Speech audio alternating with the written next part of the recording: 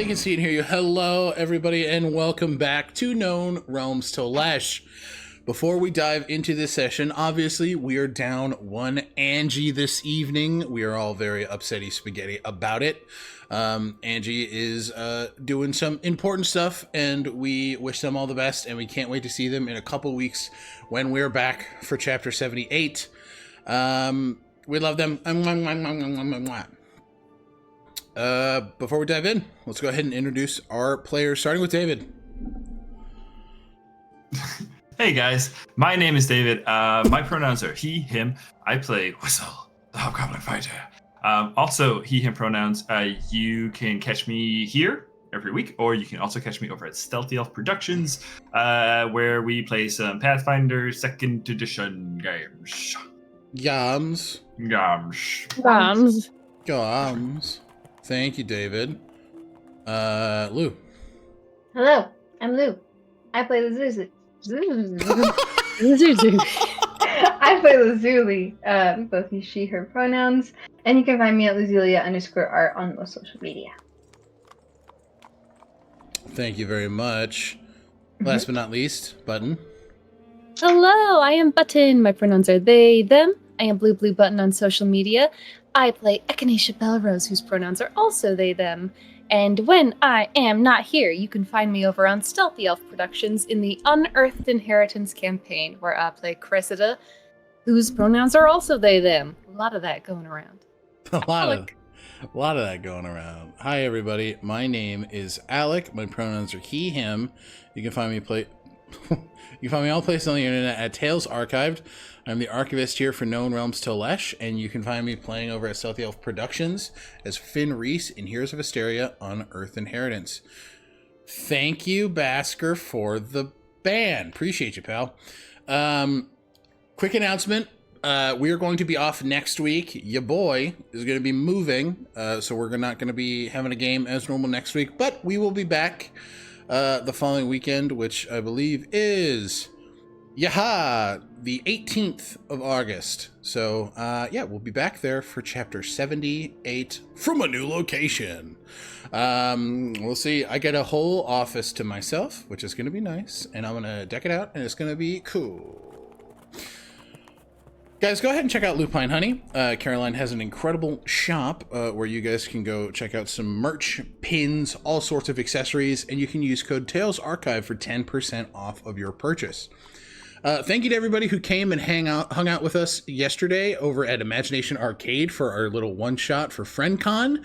Obviously, here we are still donating to charities. We have a list of charities here for Sudan, Palestine, Congo, and Haiti. You're able to click those links and check out any resources that are available. If you're not able to donate in this time, we understand finances can be hard. Research, educate yourselves on the current goings-on in the world, uplift oppressed voices, and share resources that you find online. Yeah, thank you guys very much. You guys have any other announcements to make? No. No thoughts. No thoughts, only monkey. Okay. Last time, we picked up with the party inside of the demiplane underneath the Whitmore estate, where one Lazuli had her fun. I need these horses to fucking stop. I heard demiplane.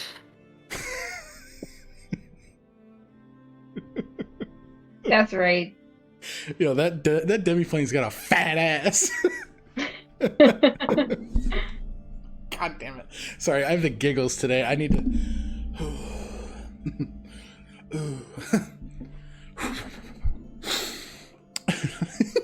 We found ourselves last time with the party in the demiplane underneath the Whitmore estate, where Lazuli had her final conversation with Viola, forsaking her warlock abilities and losing the boons gained from her hag pact. In that time, the Echinacea and Reeves mourned their friend Sir, as he did not come back, unknowingly, or not knowing that his soul is elsewhere, currently investigating the physical location of Vaymir. The two came together in their mourning, understanding that now Sir's dreams are now theirs to uphold and bring into the world. The ritual to disenchant the heart was completed. Though it happened later on in the session, the crew met Harryoten and reunited him with his child Primrose. And Lucian, while the ritual was going on, was feeling quite conflicted over the death of his sister Elizabeth. In a sign of growth, and in wanting to give the same opportunity that he received so many months ago, Lucian asked for his sister to be revived. Echinacea, diamond still in hand, alongside Lucian and Lazuli, cast Revivify and bring back Elizabeth after a tense conversation where it was made clear that if the once Lady of Iothalor were to make any more moves, the group stopped her once, they will be able to do it again. There's a really cool line about if you wait for the grace of Vaemir, you will not speak freely again. Banger, banger, banger, banger button. Back outside, Zio grabbed the Witherstaff from inside the cage, and with the help of the Sigil Sphere and Echinacea, and a grim conversation with Helitis about what they deserve and what they want, the Witherstaff was disenchanted by the Sigil Sphere successfully. There was a lot of S's there. And with that known, the party packed up and went about saving the rest of the individuals within the demiplane, the people that have been stuck here at the will of Viola. Everyone was saved. The crew even met one Lucian Gray, an author and the namesake of one Lucian Whitmore. Oh yeah, Bartholomew Whitmore wasn't happy about that one. The crew made their way out and then made their way into the Whitmore estate proper to locate one Tifna. After some resistance from Ebony Knights and the realization that Sir Helena Mourn is in Sun Parsley Square, it quickly became a fight. Tifna was vortex warped outside of the estate and kept safe by Monroe, Richter, and Casimir, as the party inside did their part to take care of the Ebony. As soon as they did, with the news of Helena Mourn and her Ebony Knights taking people outside of their homes, the Fated quickly went into action, having a rad-ass fucking surprise round. Lazuli, becoming a Cleric of Shar, had her goddess aid in restoring all of her spell slots via flex casting. Whistle drove down Nikolai into the physical body of Helena Moore, but not before using his metallurgist skills to allow Echinacea to cast Disarm and take her shield from her hand, wearing the now flaming plumage helmet of Sir with a phoenix emblazoned shield on their arm. They dove down and with a critical steel wind strike, made radiant damage via their mythic spellbook, cleaved the head of Helena Mourn in twain. And with the end of that surprise round, we're going to dive back into initiative. All right, everybody. First up, may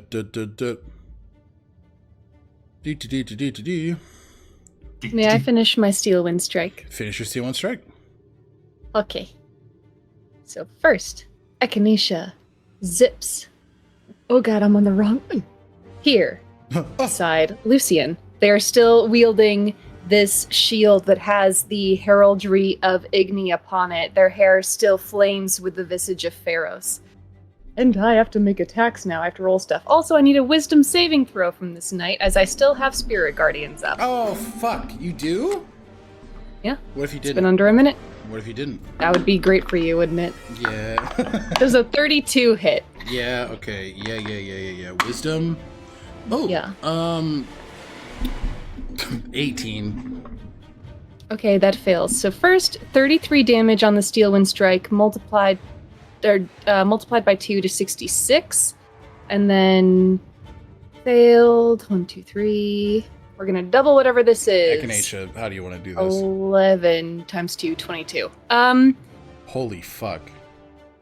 Echinacea zips from the cleaved head of Helena Moore, and there is this burst of flame, and they are in a new place behind the second Ebony. They look at Lucian Whitmore and give this little nod as the heraldry of Igni zips through the neck of this knight and embosses his prelude, that golden pauldron. I then zip to the man right next to him. I am busy. That is the one that Kaelin has attacked. Yes, they look at their beloved. I'm gonna try and take care of this.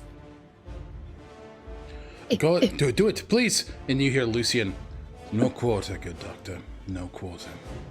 No quarter, Lord Whitmore. That is a 29 to hit? Hits. Okay. Oh my god, 46 times 2, so 92? Jesus, fuck. How do you want to do this? Man, I wish my spirit guardians were doing things, but also it's cool that it's just the shield. I think this is an interplay between all of us here. So as the shield throws this phoenix through the neck of one, that phoenix then bounces to Kaelin and collects starlight and moonlight from the heraldry of his prelude and zips through the neck of this one, and now the shield is encrusted with Igni, the phoenix, but there is also a little image of Pelgond on one side and the moon sliver on the other of either end of the top of this shield. Ganesha then zips to this man. This man's not looking super stoked right now. That's understandable. Oh my god, another 32. Yeah, that hits. Okay. 31 times 2 is 62. Bloodied. But I still need him to roll me a wisdom saving throw. He's about to be dead in a fucking second. Jesus. A natural one. Okay, that fails. 19 times 2 is math. 38? Yes. That man is dead. He's dead? That Okay. man is dead. The closest person here is Whistle. So as the shield continues to slice necks open, a dagger appears at the bottom of this tower shield on one side, directly below the image of Pelgond.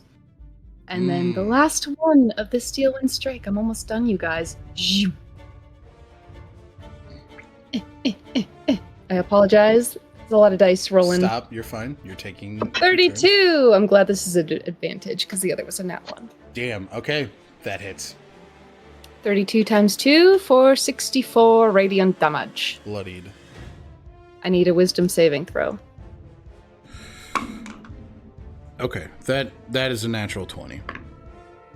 It will take then half of 14 times 2, which is 21. Oh, so it'll be take 14. Okay. Yeah. Still standing, but hurt. okay. Okay. Echinacea, as they slice him, looks up to Lazuli. And that gauzy shadow that emerged upon Lazuli taking her path down her new role as Cleric to Shar coalesces in this really interesting way at the remaining corner of the tower shield, the one that has no heraldry upon it yet. There are the 7 stars of Minri that appear, but they are swathed and encased, cradled by this gauzy darkness. And Echinacea smiles up at Lazuli for a moment and then looks to the man and glances around at all of their assembled allies and say, "Fire and iron, shadow and wind. You choose who heralds you to the beyond." As you say, you choose who heralds you to the beyond. Give me, you're looking at all of your allies here. As you rest upon Reeves, give me an insight check. Sir Reeves. Insight? Yes, please. 21. 21. You see Reeves standing ready, looking at Helena Mourn's body. The head tilts as he looks at himself. Still standing. Not gone. Looks between her and you, visibly confused. This isn't over. Prepare yourselves! Kristoff, what's happening? I don't know. I'm not sure yet. I'll figure it out, though. With a 21, you can tell he's thinking. None of this makes sense. She is his quarry. He is a revenant. He should be dead proper now. But he isn't. Thankfully, he has time to think on that. Continue. Sorry. Yeah, no, in that realization, Echinacea, I think, was so caught up in a sort of divine retribution that it slipped their mind. Yeah. That the ending of Helena Mourn would be the ending of Christoph Reeves, and there's a flit of panic, followed by a flit of confusion, followed by a flit of relief across the visage of the cleric within Echinacea's mind who knows and loves Reeves. Mm-hmm. You see as he nods in order to just give some reassurance, just an I'm here. I'm not gone yet. Keep an eye on Mourn, focus on the Ebony. And I would like everybody to roll initiative, because we did not do that last time.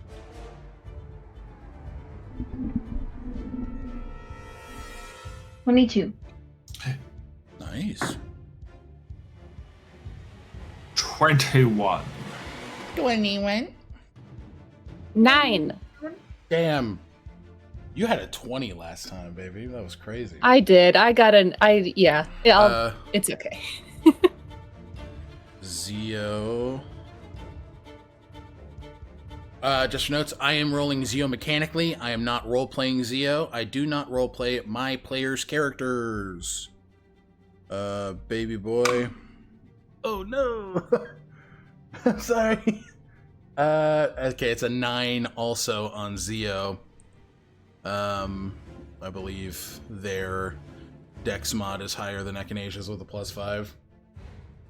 Yeah, so they'll go first. Okay. Helena Mourn. Okay. Morning. Good Morning. Good morning. Good morning. NPCs. Ooh, nice job, guys. Nice job, guys. It's actually not terrible. 17 is pretty good. And then I need Ebony. Ooh. Whistle, what's your Dex mod? No. 5. Oh shit. Okay, you go Maxed first. it out. You go first. All right, so we're picking up with Helena Mourn. Each of you see as the eyes that have gone milky and slack ignite with this purple light as these black inky tendrils and sinew sort of sprout from the upper jaw as it begins to crawl its way back to her physical body. I need each of you to give me an Arcana check. I'm using a inspiration for that. Okay. Nat 20. Thank you, D&D Beyond. Nat 20, nice. 15. 19. 15, 19. 1915. 1915. It was a year. Was I here? So with a 19, you look forward and in the service of a red dragon with your time on the within the Iron Legionnaire, with your time on the Alaric, you've seen dark magic at work here. And even ones who are undead can cling to life in the most vicious of ways. You don't know what particularly is happening here, but you know something is afoot. Echinacea, you glean that, but with a natural 20, you also see something on the roof of Helena Mourn's mouth. Divine sigildry representing that. It's almost like the heraldry that you have for Minri, right? The 7-pointed star. Here, you see the mask that has been defined by the worshippers of the silence. The singular eye on the left side. You see that she is marked by divinity. You see that, and that divinity must be Vaemir. Now, Vaemir is a lich god. Lichdom is life in perpetuity at the expense of other life, using souls to feed one's own. You see this brand, this tattoo, as you identify a boon here. While Helena Mourn is undead, as a Doulahan, usually decapitation does it. She is undead in perpetuity. And something clicks here. This is to keep Reeves alive. If he dies for good, a soldier is gone. A tool fades away. A weapon in Vaemir's fight fades. It's been said that Reeves has killed Helena Mourn some 25 times. It's to keep him here so that he can serve Vaemir's purpose. And to keep Helena here so that she can lead his armies. He kills him once a year. And that re-ups his revenants. Yes. It sets the clock back to 0. Yes.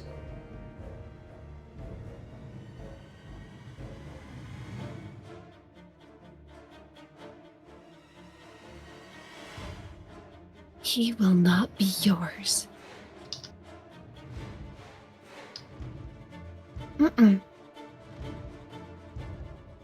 No. Don't let that head get back to that body, they'll yell to everyone. And now we have the counter. If the head returns to the body in 3 turns, the benefits of the boon will take full effect. Okay? That is Helena Mourn's turn. Do. Do we know where is the head like on the map somewhere? Or? I should actually do that, huh? So we're gonna say this is the head. It went a pretty clean distance, and it's got a movement speed of 5 feet. So it moves here. Okay. Who's a soccer player? I'm gonna write above here. Wait. Head. Okay, there's the head. Whistle's about to play lacrosse. Content warning for some body stuff. We're kicking heads around and shit. Content warning for lacrosse. Content warning for lacrosse. Okay. Lazuli, you are up with Whistle on deck. All right. Let's see here. La la la la la la la la. And that's her head to my right. Right here. Yep. I fly down and I put her head in my rope trick. How does this look?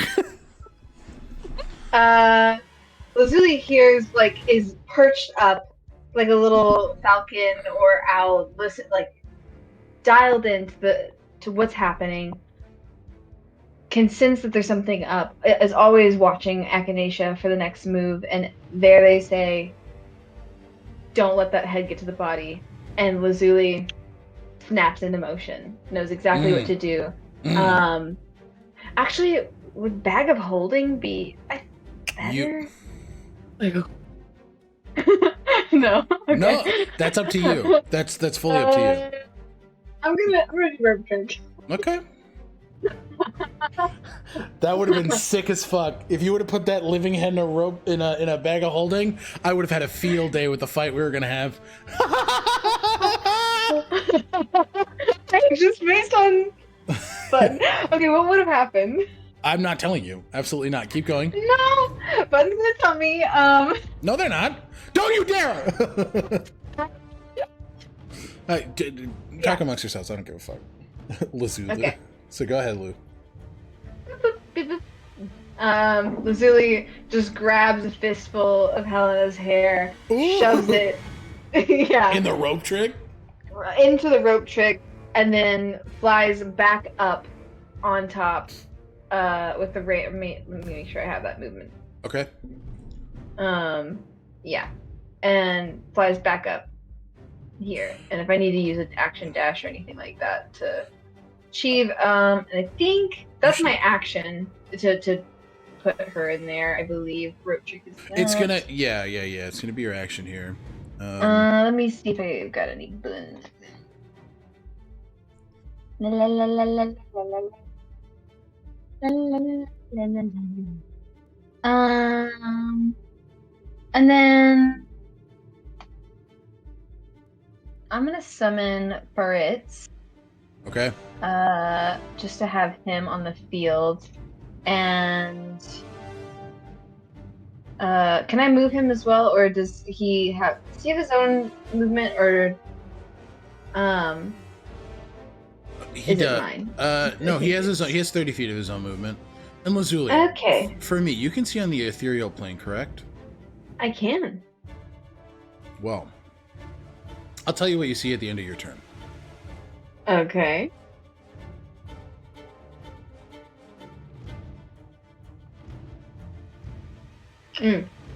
And she sends Fritz down to Whistle. Okay, Fritz lands on Whistle. Yet again, my friend, we are consummate allies. Whistle smiles.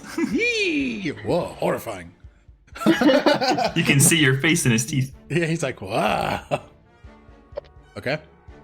Anything else on your turn?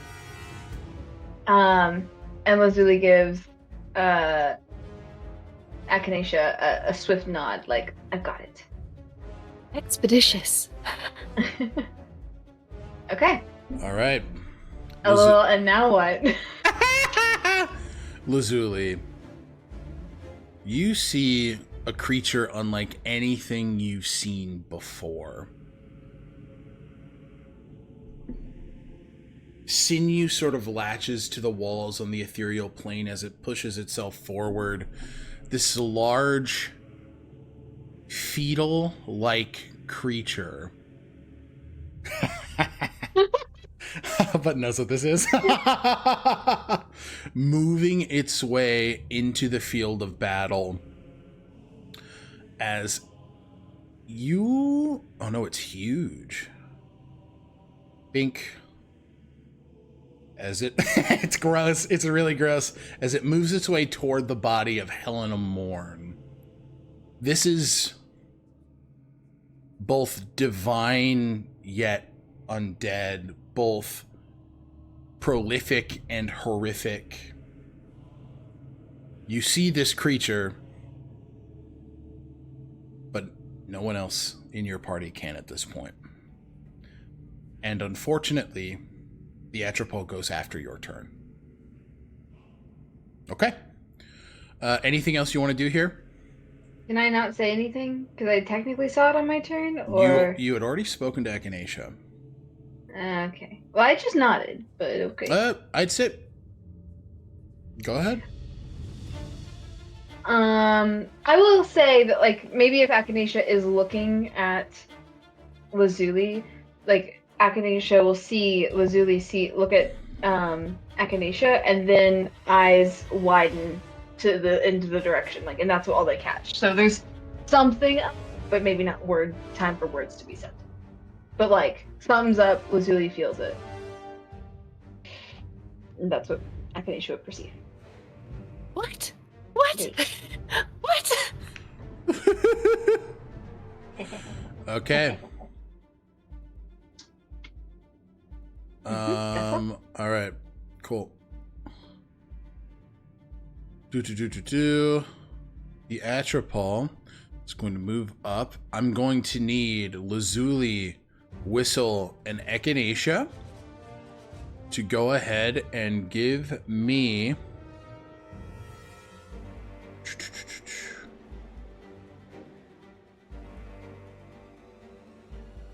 a Constitution saving throw.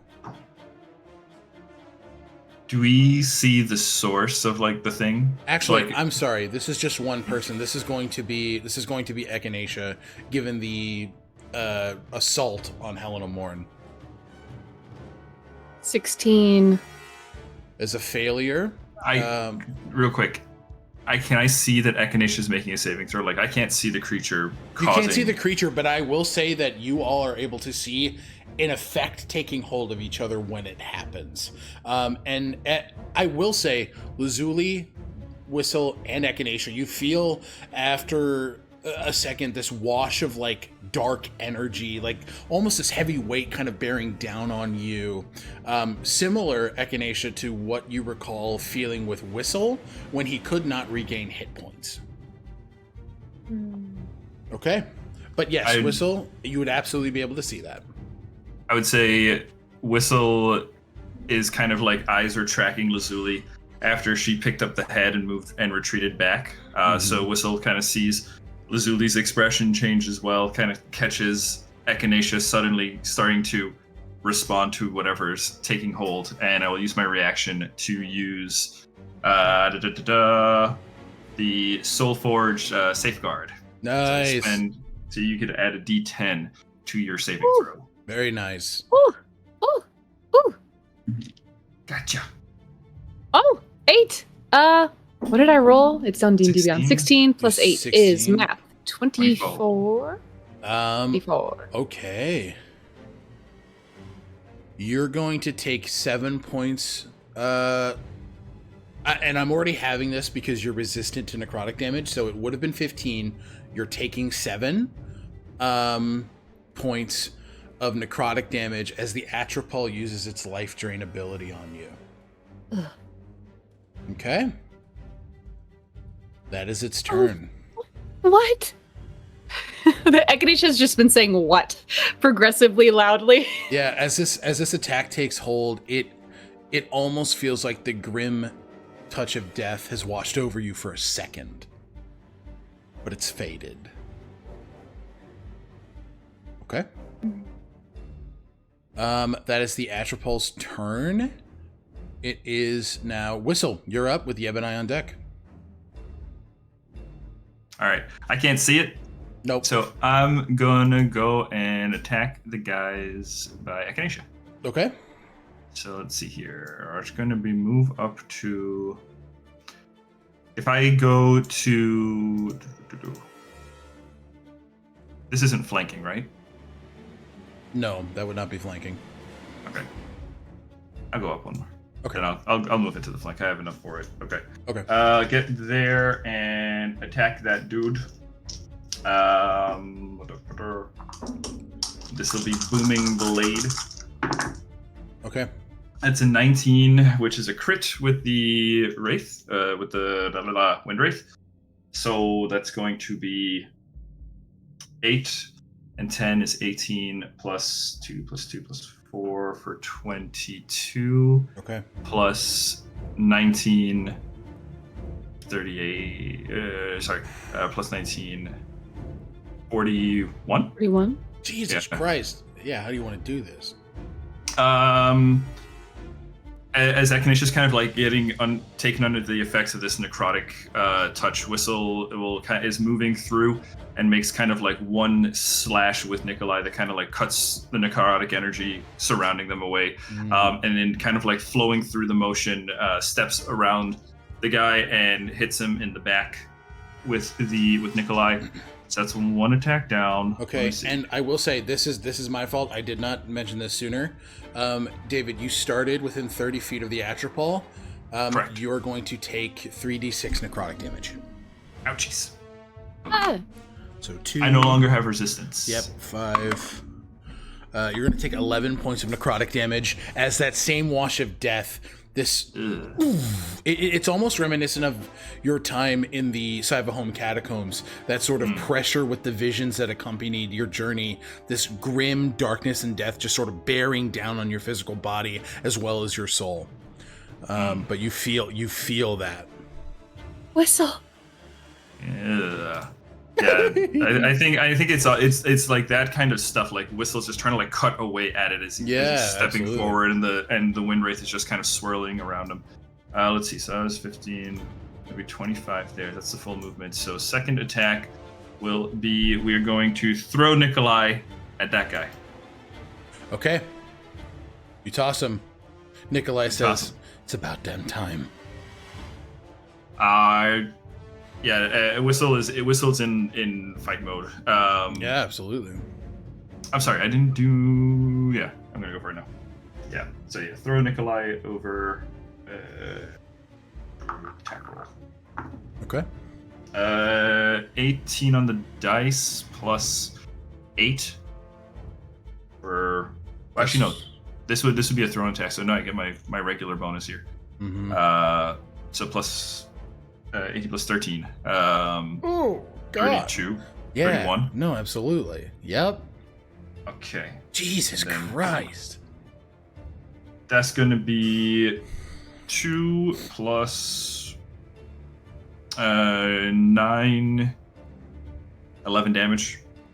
Okay, It's not a greater 11 weapon, damage. Master Strike. Yeah. So Takes that's it. that extra 10 is usually where I get my extra stuff. No, And then absolutely. bonus action. Yeah, and then bonus action is going to be to activate.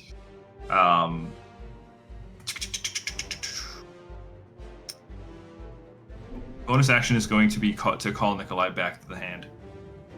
Pops back and says, everything here feels darker. The hell are they doing? I don't know, but we're gonna stop them. Yes, we are. We'll put them in the ground where they belong. And as Nikolai kind of says that, Whistle's going to kind of like straighten up, look at the Ebonite Knight that just got struck, and kind of do like a call him over. Yeah, the head tilts as the blade just begins to sort of grind on the stone underneath. Is that your turn, Whistle? That's the turn, Whistle. And it is now the Ebonite's turn. Okay, so this guy is going to move in on you. He's going to When he gets within 15 feet, I'm going to take my reaction and bop him. Go ahead. Oh, I need a wisdom saving throw. Oh, do you... What's the aura on you, Echinacea? I just want to make sure I have that up. 15 feet. 15, okay. That's my fault. I didn't add that. Apologies. You're good. Shit! Fuck! I can count. I can't. Kind of. No, yeah. I can count for others. Yeah, I can do other people's math. There's so many auras on the field yet again. Just Bing, bang, overlapping. We were playing Venn diagrams. Yeah. So if you see in the center, It's a pretty good roll for the preemptive strike. okay. And I also get another D10 on this because it is a metallurgist dice thing too. Sick. Okay. It was a 15 plus 8 for 23 to hit. Reaction parry, that will miss. Oh, okay. Squint, dude. Then he's fine. He's fine. Shield goes up, the head still twists, and then I got a 13 on that save button. Okay, that fails. That is 15 radiant damage, doubled to 30. Okay. Not quite. He walks into a bus. She's like a wolf. Aedwolf is like, no, come on, get closer. I just want to have fun. You having fun? All right. Damn. He's like, let me bite him. He will make his 2 attacks on you, Whistle. 26. Yeah. And then a natural 19 for 28. Jeez. Yeah. Ah, Okay. It's a plus 19. reaction. 4th level defensive dome around Whistle. We're at that point in the game where AC stops mattering, guys. Yeah. Well, listen, it matters in clutch situations. Wait, did I do math wrong? Hold on. 19 plus 9, yeah, plus 9 for plus 28. 9. Okay, I was like, Yeah. okay. Sorry, I was afraid I was doing shit wrong. You're good. I think I did math wrong. So I'm gonna eat some of this damage with the dome as fire surrounds you. So the dome takes 14 bludgeoning damage, Okay. and then 3 fire. Okay. So 17 altogether. Yeah. And then the second attack. 5, 10. 15 bludgeoning damage, Okay. and then 4 fire. Whistle, you will take 1 fire damage. This is horse shit. Okay, nicely Thank done. you. You're welcome. Lazuli. These two are going to move in toward you, and they're going to hurl some javelins, dude.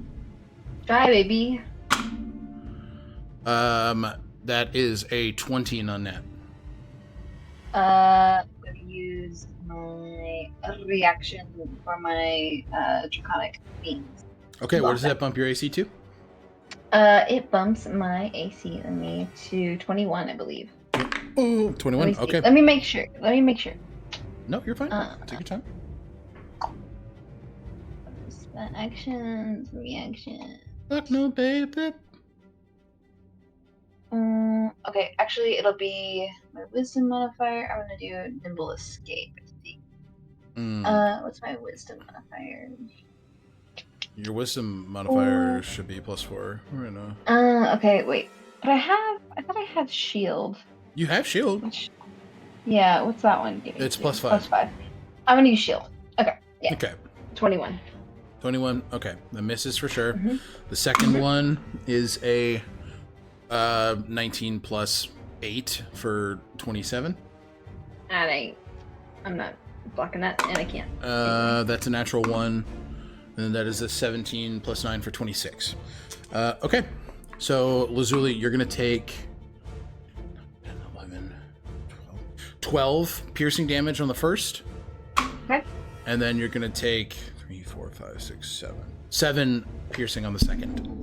Got it. As these two see that you have taken Helena Mourn, their commander's head, or part of it at least, and they're going to do their best to try and take you down.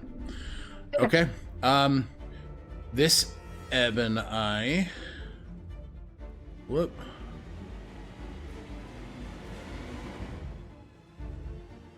Just going to move here. And then it's going to Misty Step here. Bink! And it's going to throw 2 javelins at you, Echinacea.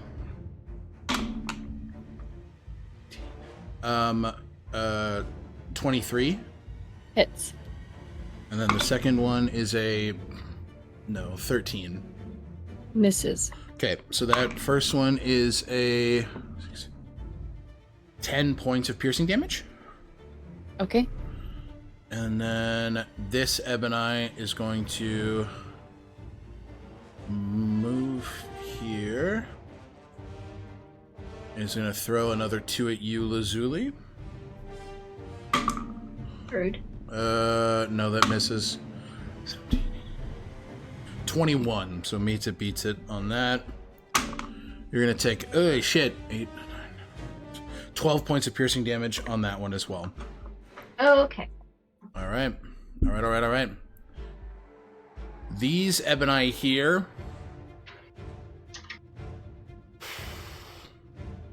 You hear is this one. The fairy took our commander's head. Bring her down. Send word to those in the orchard. We need our reinforcements now. And you see as this one here begins to tuck back and get cover. Which one? This one right down here by the red awnings. Yeah. Okay. Yep, okay. These two are going to here and then Misty Step there. So they're gonna move over here. We don't want to get cover here and then get a little bit of cover here. As Lazuli, I believe you're still in range. Yeah, still in range. Okay. You got 4 more javelins coming your way. That is a miss. That is a miss. That is a fucking miss. I'm gonna swap dice.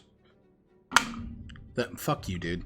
Literally 2, 2, 3, 4. Eat my ass. Okay. So those miss. These two are going to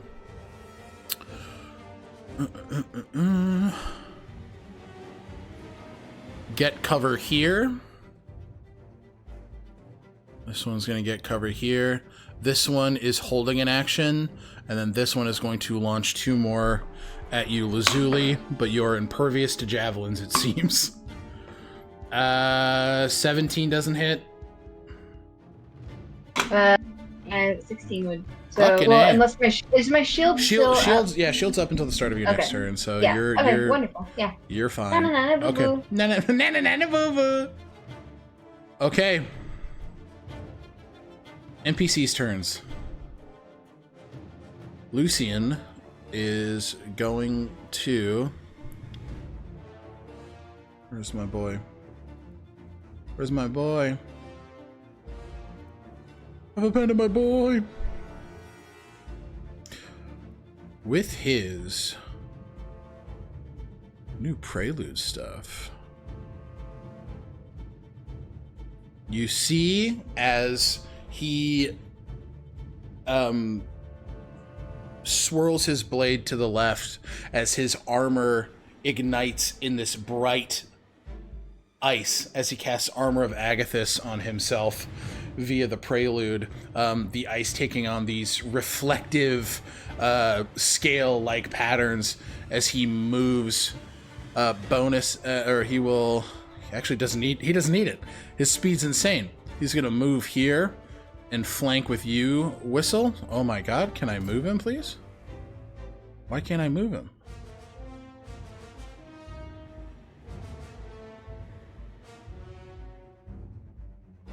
Oh, he's on the... whoops. Okay. Token. There we go. I had him on the map layer. Bink. And he is going to...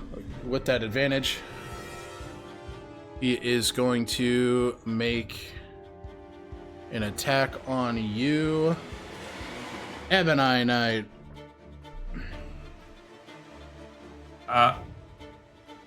Can I...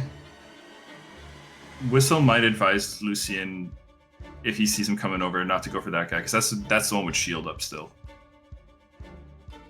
You go for that guy. Okay. If you guys give a command, they'll follow. Yeah, I would say, because that otherwise, yeah, that's going to be tough. Okay, but you do see as soon as Lucian enters, because he was not in it before, he just sort of goes, ugh, the fuck is going on? He strikes forward, and he will make his attack here.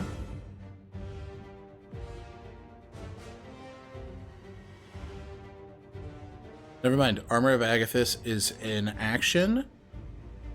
He is going to use his bonus action. We'll say he uses his bonus action to hide here. So he's going to do that instead. He looks up to you, Lazuli, and says, I got you. Don't you worry. Alright. Cute. Kaylin, however, will move. We'll look at the Ebony here. And he will go ahead and... He's looking a little down for spell slots. We don't want to be too... He's got a first level. He's going to cast Guiding Bolt. You see as he points True Seeker upwards, he casts Guiding Bolt at this individual and gets a 23, which will hit. And he deals 17 times 2 radiant damage. 34. Not quite bloodied, but definitely hurting. Okay. Reeves is going to move in and go ahead and make his 3 attacks on this individual. That's a hit. That's a hit. That is a miss. 2 out of the 3 succeed. And Reeves is going to deal... Choppa. 13 plus 15 for 38. And this individual, Ebony Knight, is bloodied as well. Okay. That is... Those are the NPCs on the board for now. Okay. We then move to Zio, who is going to look at the Ebony that's just been shot or who's just been bloodied, and he's going to make a shot down at that one with Simon's Bowblade. That's a 29 to hit, which absolutely hits. And that is going to be... He's elevated, so advantage, right? Yeah, exactly. This is sneak attack. Yeah. So he deals 10 plus... so 5, 6, 7, 8 radiant damage, which is already doubled. So 18. And then I believe their sneak attack is 2d6. 18, 19, 20, 21, 22, 23, 24, 25, 26, 27 points of damage. This guy is near done as Zio kind of moves down just to get a little more line of sight. And Lulu has movement. She is going to get a little closer to the group here. Okay. That is Zio's turn. We then move on to Echinacea, rounding out the initiative order for us. Okay. Echinacea moves here to whistle. Oh, is it on the beginning of my turn? It is no, on the it's beginning. You did It's start your turn, turn I within think. you started your turn in the Atropol's aura. So Yeah. I need you're going to take, and you're naturally resistant to necrotic damage because Aasimar, 3, 8, 10, you're going to take 5 points of necrotic damage. Okay. Ugh. Yeah, as that weighs down Echinacea. on you. Sorry, go ahead. Yeah. Feeling the weight of this darkness, Echinacea runs to whistle and points downward to the fellow ducking for cover. He's trying to reach out to someone in the orchard. Let's do something about that. Let's! And Echinacea casts Thunderstep as they grab Whistle. I need the guy next to you to make a... I forget what kind of save. I believe A it's a save of Constitution con. save. Yeah. 18. 22. It succeeds. It will take half of this. 15, so half of 15, 7. 7. Okay, takes it. 7 bonk. I Misty Step. Jesus, well, you Thunderstep. You don't Misty Step. Thunderstep. Yeah, the other one. The other one. The biggity or bonkity one. And I need those 3 gentlemen to make me a wisdom saving throw. I'm just rolling 1. Go ahead and roll damage. You see as Eadwolf is snarling, sort of moving around, all of them ready to strike as soon as you land. Pretty bad damage on that one. 10, but double to 20 Okay. for those who failed. You see as Eadwolf moves with supernatural quickness. He is a predator more than anything in this state. You see as he weaves under, his wolven arm becoming more humanoid as he takes it and slams an Ebony Knight down. He slides underneath, takes a bite out of the leg of this one toward the left, and he swings back down and like jump. You know how wolves in anime will like jump and like gnaw on the neck? Does that as they jump off and land right next to you, just Echinacea will see Eadwolf becoming a little bit more humanoid in this moment and say, "It looks nice on you." And then, as a bonus action, I'm going to... I forget how Echinacea manifests this. It's going to be new. They're still holding this shield. And from the 4 corners of this tower shield, little motes appear and flurry in the air, and then boom! Zip out toward Lazuli as I use a Weave's Mend on her, and I'm going to Embers of Life on it as well. So, Lazuli, you're going to heal for a number. Lazuli is not going to heal What? because she is within the Atropol's aura, and you cannot regain hit points while within the Atropol's aura. I thought that's only if you fail. Creatures within 30 feet of the Atropol can't regain hit points. Any creatures that start its turn within 30 feet of the Atropol take 10 or 3d6 necrotic damage. Echinacea watches their Weave's Mend sputter out as they zip toward Lazuli.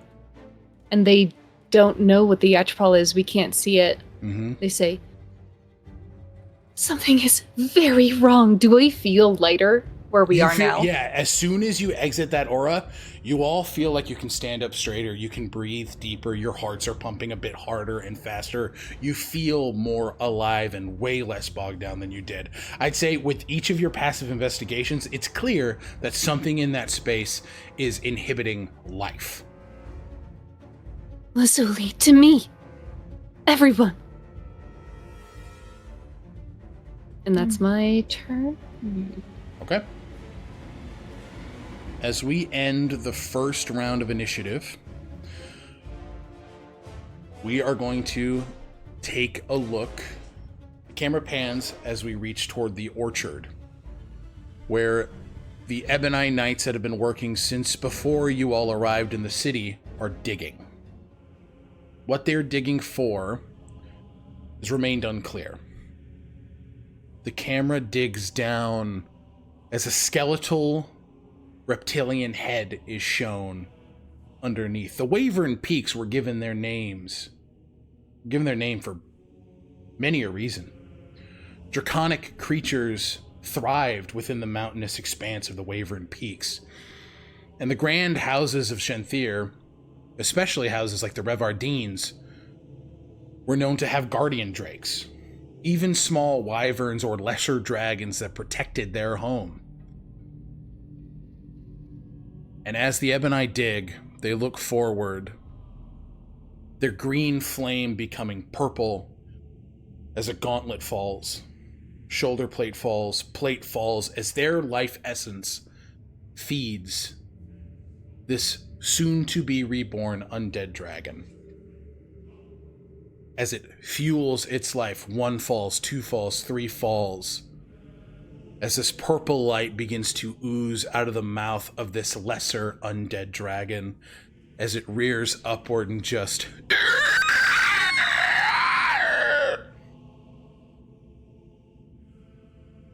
But we also see the potential for aid, as weaving through the city, an individual with deep blue skin, white feathers on their arms, talons weaving through, plucking a feather out and throwing it like a dagger as they reach toward Sun Parsley Market.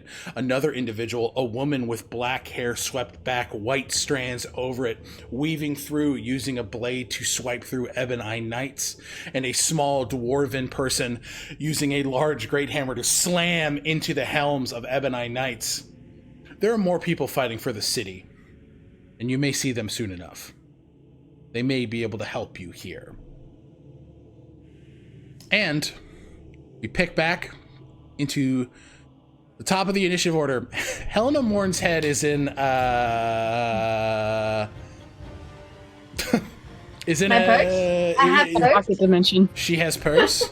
Head is I have decapitated head. Head is in purse. Okay. Yeah, she can't make her way to her body while she's there. So, yeah, we're gonna keep going because she can't do shit. I will say, you all see as the body kind of begins to, like, the fingers begin to twitch, like almost as if it is now beginning to search for the portion of the body that is missing. Okay, but that's Helena Mourn. Oh yeah, please.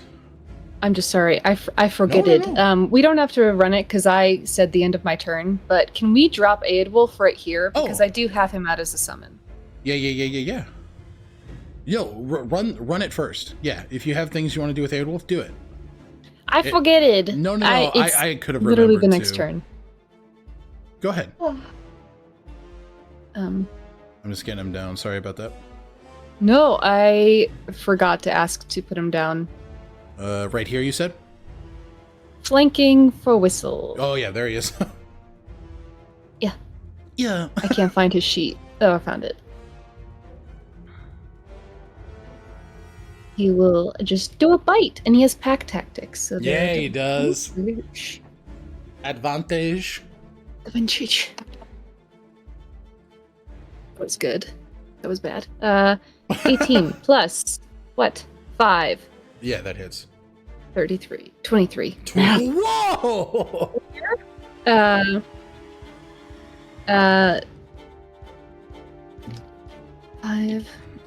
6, plus 3, 9 slashing damage. Nice. Okay. Miss on the second one. I don't think a 15 hits. No, that's not. Same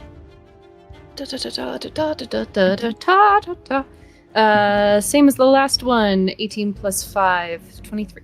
Hits. Okay. Oh, and this will grapple the dude. Oh shit! Nice.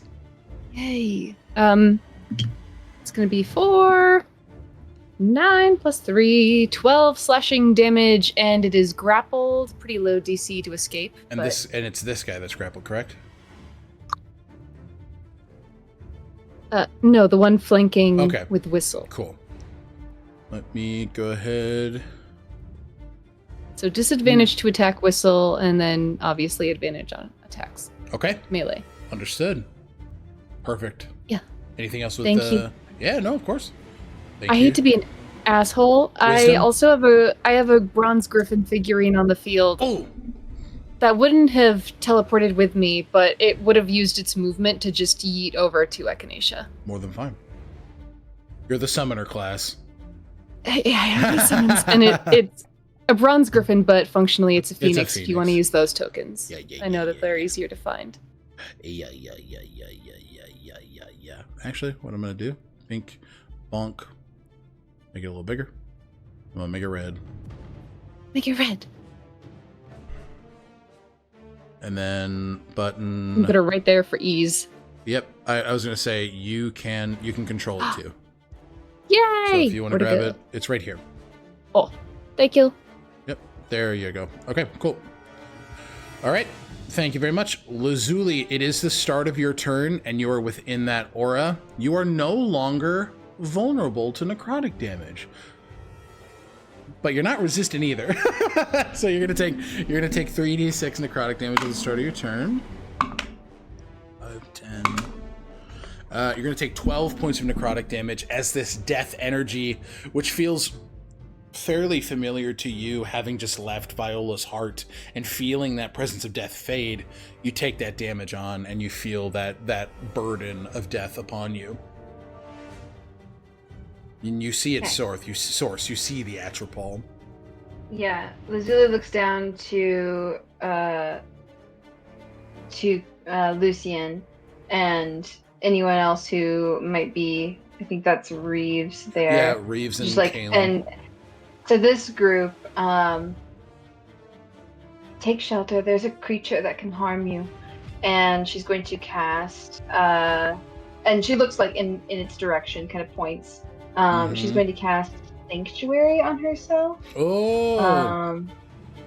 That feels like she's kind of taking that material, the fabric, and she has the armor that Shar placed on her as she flex casted, and she's kind of taking this ethereal dark chiffon of the Ith cloak and kind of wrapping it tighter around herself and the rope trick, and is going to action dash out of there.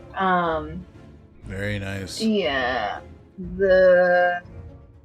How much can I dash? It's double my, or It'll be double your movement, you can't, because it's an action to cast Sanctuary. You don't have. No, I thought it's Oh, it's a bonus action. Oh, okay. Yep. So yeah, action. You double your movement. Yep. And then how would I do if I'm going high as well? So like 45. I'm currently maybe like 20 feet up. And I'm gonna go 10 more feet up to like 30 feet and 50 feet away. Okay. Yeah, that's more than fine. That's well within your movement range. You're good. Yeah. Okay. So yeah, getting out of there. Okay. Alrighty. And then I'm going to, if I don't know if they were able to hear that. Would Echinacea and this group have been able to hear and see? I'd say if you said it loud enough, yeah, absolutely, Yeah. they'd be able to hear that.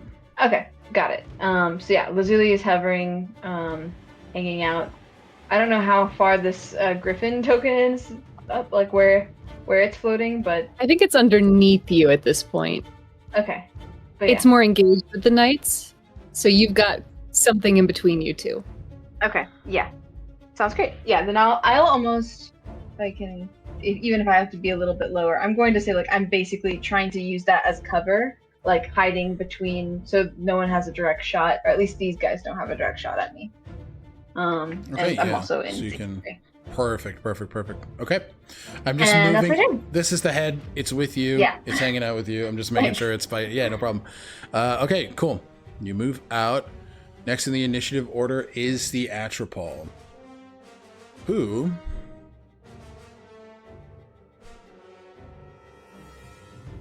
is going to use, at the end of your turn, actually, Lazuli is going to use a legendary action. Mm-hmm. And it's going to use Whale. I need all of you to make a Constitution saving throw, please. +3 to you, Echinacea, because you're next to Whistle. I rolled a nat 20. Nice. Okay. Targets the warded creature with an attack. So they needed to also make a wisdom saving throw. Oh, in order Because to do this to you? They target me with a harmful attack. They have to cast the wisdom. 18 on the die. Okay, that passes. Okay. So you said natural 20 button. Nice. Inspiration over here Uh-huh. being used. Nope. Even with the inspiration, that's unfortunate. I need to... Con, you say, eh? yeah, can I say a... Okay. It's 18. That is a failure. Kalen succeeds. Lucian succeeds. Using last inspiration, 20. Natural 20? No. Whistle. Ah. You take a point of exhaustion as the Atropol wails out, and you feel this death, even though you are outside of its radius, drain you as you begin to feel lethargic and tired. Okay? And it is going to use its turn to summon a wraith. Jail. A fair and valid reaction. A fair and valid reaction. This bitch. It was the... Jail. Guys, remember how much fun we have playing together? Wow, the silence fucking sucked. Okay. Oh my god, yeah. The Wraith, 60 feet, is going to be flanking Whistle. Bink. I need it Bonk. to make a wisdom save. Bonk. 6 on the die. That fails. And you're bonking it's it? 18 radiant. 8. Jesus. Okay. I don't know if it's I'm- vulnerable. I'm double checking. I don't believe it is. It is not. You said 15? 18 radiant. 18. Got it. Okay. 18. Understood. And it goes directly after the Atropol. It is going to grab you, Whistle, and it is going to use a life drain. No.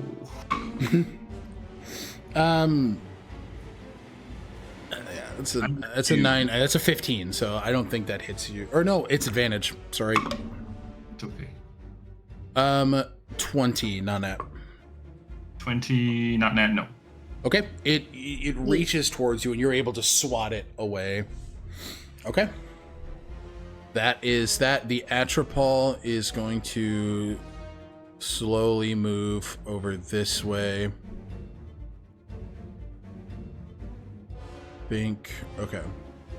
It is on top of Lucian. Lucian's like, what in the fuck is happening? Yeah, you guys do see Lucian just go. What? I don't know. The air just got heavy here. I did tell Lucian that there was a creature. And he calls it. He says, I think it's the thing that Lazuli told us about. All right. Whistle, you're up.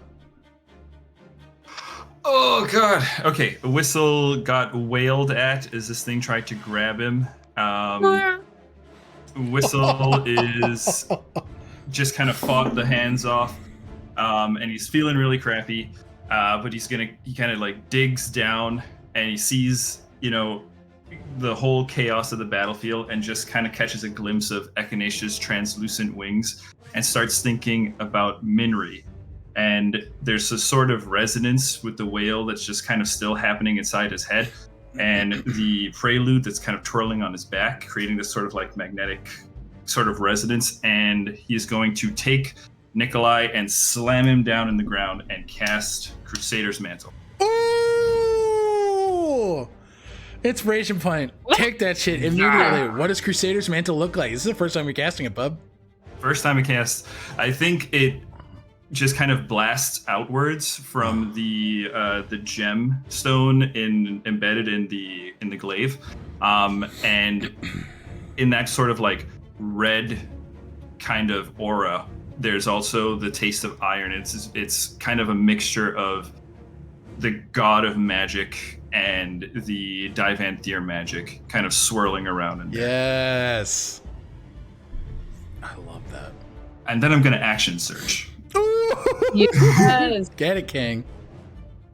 And then so that was one action to cast Crusader's Mantle. Second action, we're going to also start using a Divanthir Infusion. So Nikolai is going to get to add a d6. We're going to go with Force. And then attack the Ebonite Knight that is flanking with 8 Wolf. Okay, so it's such a fucking good turn, David. Natural 20. Yeah. All right. I'm also going to go ahead and spend a Metallurgist dice on this as well and use Got Your Back. So I'm also going to take an attack, the same attack roll on the dude that's flanking me. So he also gets nat 20'd. Yeah. Very nice. Very nice. Ah. Hang on, I need What to if roll there's that sorcery points? Yeah, right? Button's a fucking psycho. Okay, I so let's built see this. here. They did. 4 dice, and then Divanthir Aura also gets, or the Crusader's Mantle also gets doubled because it's a d4. Correct. Okay, hang on. Give me fucking guys, crazy. Gotta do some math real quick, so real sorry about this. There's things No. to add up. Guys, let him do. This is a math game. Let him cook. Okay, so let's see. Let him count. So there's... Let him count. Funny joke. Funny joke. It was funny though. It was. Oh, I can never remember. Do we double the modifier damage or just the dice? Nope, just the dice. No, Just the dice. no modifier. No modifier multiplication here, boyo. Okay. Then that works out to be 54 damage to both of those guys. Ooh. Disgusting. Holy fuck! How do you want to take out the wraith? The Wraith? Yeah, that plus what Echinacea did. That's just about does it. Yeah. Okay. So Whistle kind of stands up as the aura is kind of surging around him. He sees he's flanked on either side, and he's going to just kind of flip Nikolai up, lean backwards, and Nikolai is just going to kind of spin and cut them both with the same strike. Ooh. And take out the Wraith. Yeah, you bisect the wraith immediately. Gone. Okay, nicely done. And the Ebonite Knight is bloodied. Okay, second attack on him. Cool. Fuck Fighters. Okay, let's Fighters see. are So, sick nasty. the D10 plus the D4. Also, the Ebonite Knight, is he weak to radiant damage? Yeah. Yeah, they Okay, so- have a vulnerability to radiant. Yeah. Okay, so then the radiant damage was 4 plus 3 for 7 from the crit. So I don't know, does that double? That would double. Yeah, it's radiant. So he would take an extra 7 damage to the for that guy. Yeah. Ouchie pouchy. Still bloodied. Still not looking good. Still doing his best. We're going for him. That's 14 plus 8 for 22 to hit him. Parry. Okay. Does he have his reactions grappled? As far as I know, yeah, I think he's just His like, movement's can't 0. move. I know that Yeah. for sure, but And attacks have Move advantage. hard. I think he still has all this stuff. I'm sorry. you're fine. Don't apologize. You're fine. Take your time. You're good.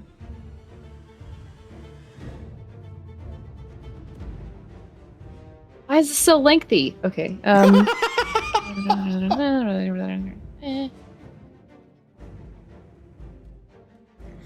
So you can do. Fuck you. Why is this not the conditions? Okay.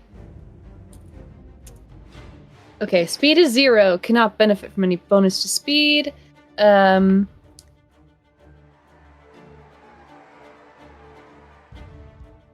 I dumb? Maybe I was wrong. Maybe it doesn't have disadvantage. Maybe that's a Mercer roll. Might be. Yeah. Okay, Maybe. but no. If anything, he's flanked it. So it's he is still able to use his reaction. That would miss. Yeah. okay. All right. Then yeah, Whistle's going to then. Last thing will be just use movement, Okay. and we're gonna move. Since that guy just spent his reaction, we're gonna move this way. You're still flanking with Aedwolf here too. Correct. Okay. Cool. Yep. Nice. So yeah, just kind of squeeze past Echinacea or shoot past Echinacea. Yeah, Nicely that's the turn. done. Nicely done. Okay. Eb and I are up. I need a wisdom saving throw from the 3 in my circle. Jesus, 3. That fails. 13 times 2, 26 radiant damage. You burn the one that Aedwolf is holding alive. You, the other 2 aren't bloodied, but they take substantial damage. Alec, Okay. Yeah, Dad? I'm sorry, I forgot to roll the Divanthier infusion dice Oh, go ahead. before, which would have been a d6. So on the crit, that would have been 6 plus 5 Okay. for 11 force damage to him as well. Okay, that wouldn't have finished him, but noted. Okay. Okay. Noted. Cooler. Oh, and then so yeah, everybody within 30 feet of Whistle, you also get to add 1d4 radiant damage to your strikes. Nice. So that's Wow. Echinacea and Lazuli. Cool. And Awesome. Aedwolf. And it. Yes. Holy shit. Ah, Is spicy. to add 1d4 radiant damage to the people weak against radiant damage. Go crazy. Yeah. Lazuli, you said you're about 30 feet up in the air. Yeah, I might be right out of range, but I can't do damage anyway unless my save. That's fine. The Ebonite Or Knight should here do.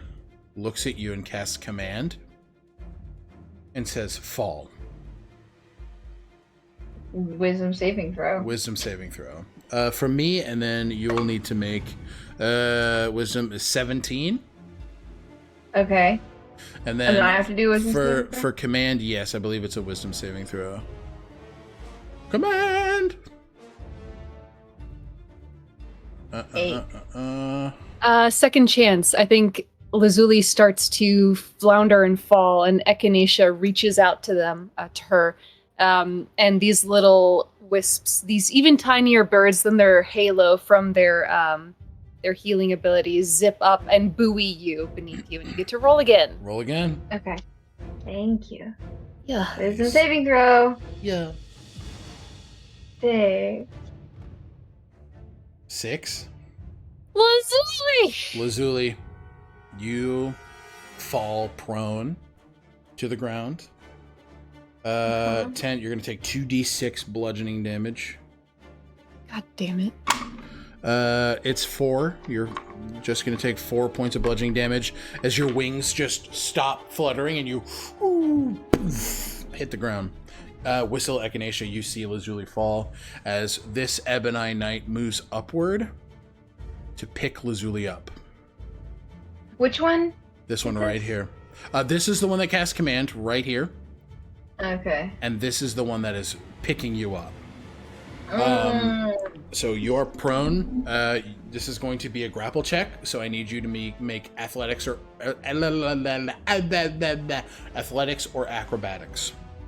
Is this the? Can they do another wisdom saving throw since it's a different person and they're trying to get done me? I think it's only if it does damage for Sanctuary. Or harm.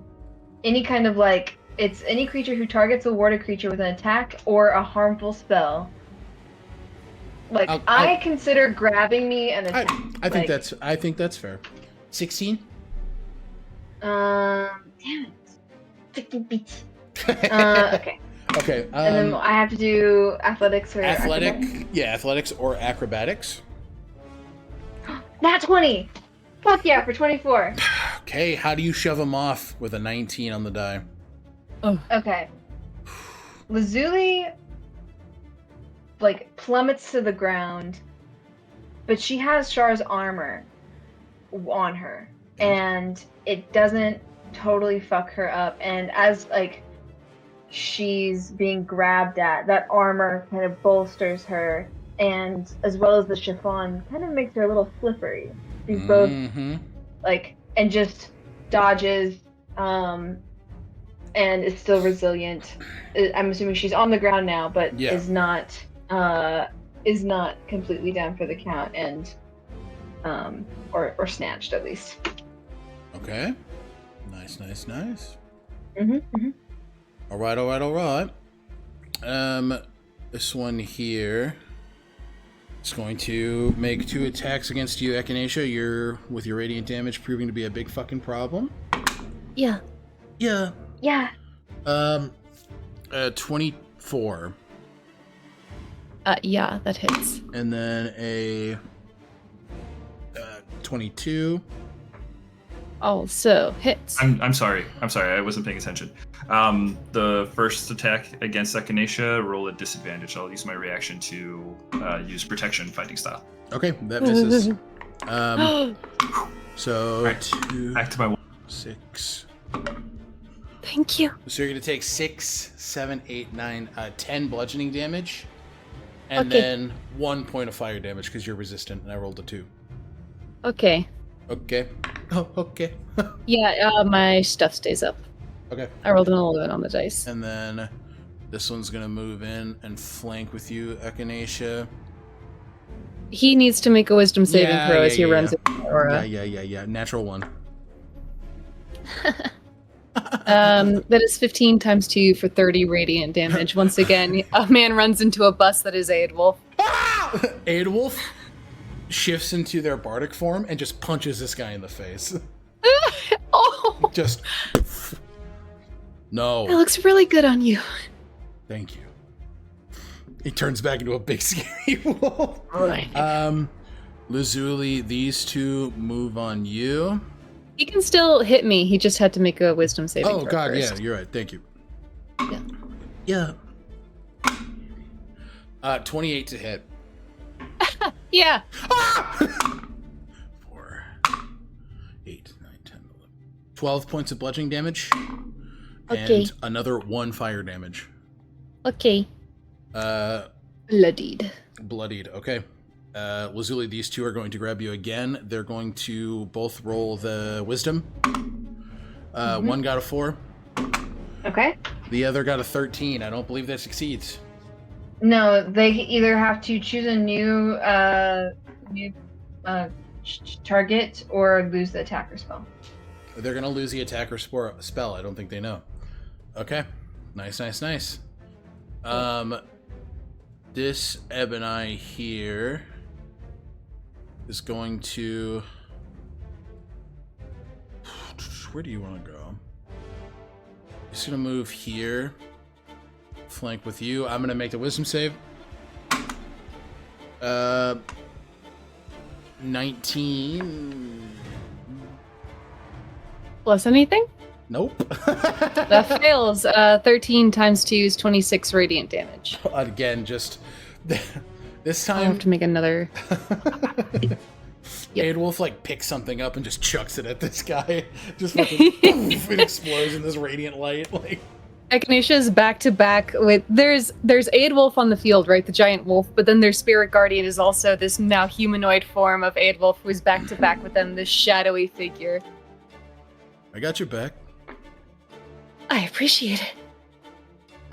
All right. Whistle is a 19 plus 10, buddy, on the first. And on the second, because this is advantage with flanking, at 27. Yeah, it does. Could you imagine? No. You're going to take 9 points of bludgeoning and 2 fire. Then 5, 9, 13 points of bludgeoning damage on the second, and 6 fire damage. I'm going to take it because I want to, not because you told me to. Understood. Yeah, no, I respect that. This one is going to flank Reeves here, and you just hear both of them scream out, "Traitor!" as they make their attacks on Reeves. Natural 20. Oh, brother, this guy stinks! Reeves is going to take 2, 6. Oh, shice.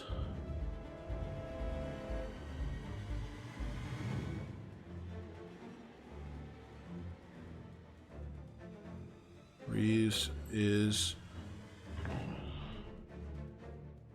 going to take 12 and then 4 fire, and then Reeves is bloodied here. He's going to take an additional 10 and 1 fire. Numerically, Reeves is at 65 hit points out of 160 hit points. He's looking so much better than us, despite having gotten bonked so many times. We're here talking about that right now. We're all doing HP checks. Yeah, We're we're like, just... Can everybody tell me what your current hit points are at, actually? 74 out of 116. It's not too bad for Whistle. 36, counted them myself. 34. Okay. All right. Those You are guys the- combine your HP doesn't quite get to mine. No. Okay. I believe it is NPC's turns. Lucian is going to, kind of out of desperation here, he takes his hand, and you see as the Prelude armor begins to glow in this bright gold, as he says, "Back away now!" And he slams his hand into the ground, casting Word of Radiance. And Atropol needs to make a con save. Whoops. And fails with a 5. This is actually double damage, because the Atropol is vulnerable to radiant damage. So the Atropol is going to take 30 points of radiant damage, and you can all see it now.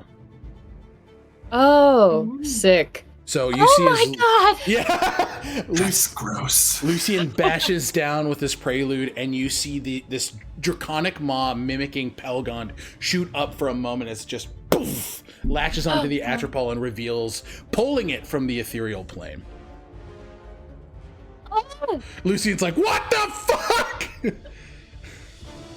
And he is going to use, because this is a spell, he's going to use Arcane Assassin and deal 5d sneak attack, roll 66 more radiant damage.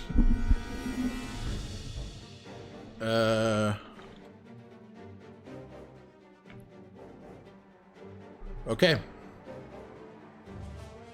19 times 2 for 38. You see as the Atropol takes another burst of this radiant damage, as it's still looking pretty hardy, but takes a significant amount of damage. All right. There's nothing more chilling than watching someone absolutely go to town on an attack and then the enemy just kind of rolling back up and staring downward. Uh-huh. Unfazed. Lucian is going to use his... He's gonna just... Get out of there! He's gonna use his movement. He doesn't have his bonus action. So he will move. I'll say he moves back here. Tries to get some cover. Well, nope. Wrong one. And the Atropol will just try and do... Actually, it's not going to use his reaction here. It's smarter than that. He's gonna let the little guy go. Reeves, I'm just gonna roll here because this guy, yeah. Reeves completely decimates this Ebony Knight, cleaving through his midsection, cutting it in twain, and turning focus on the second one. Kalen, looking a bit lethargic, looks toward the group and he says, I'm going to help Reeves and then I'm coming to you. Sure. Steps out, Lucian, and all three of the NPCs are going to take the 3d6 necrotic damage. Take 13 each. Lucian, Reeves, now at 52, and then Kalen at 56 himself. Okay. Is he not resistant? To necrotic damage? No. I forget. He's resistant. Lucian, or Kalen is resistant to radiant damage. He's not resistant to necrotic damage. Neither is Lucian or Reeves. Or no, he is resistant to necrotic. So I'm going to heal him back up. 6. Ah, there we go. Okay. Kalen is going to make his attack on that Ebony Knight with advantage. Just to help out Reeves here. He's not going to smite or anything on that because that'd be dumb.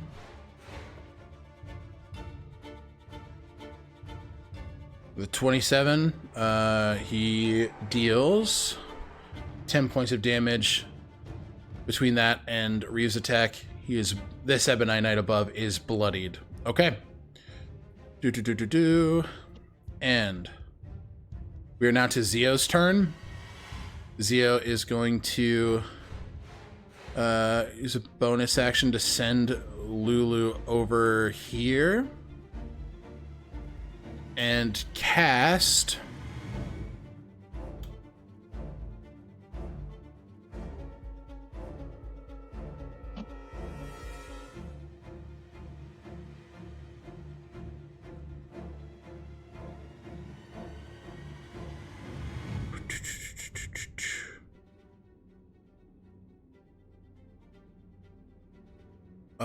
is going to cast no, can't do that.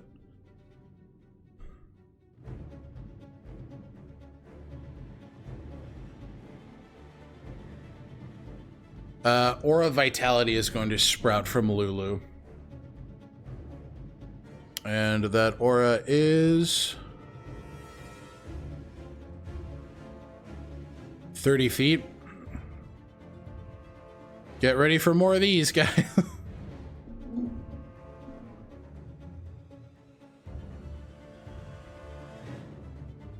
Okay. And I'm gonna say... So, and that works. You're able to give the healing on that turn, correct? As you cast Aura Vitality? Ooh, what? Or Vitality? Until the spell ends, you're Yeah, that same round. Got it. Okay. We're gonna say Lazuli, you're gonna heal sick. Oh, nice. Lazuli is in that aura. Oh, that's right. Okay, so Echinacea, you're gonna heal 8 hit points. Wait, what aura? You're in the Atropol's aura.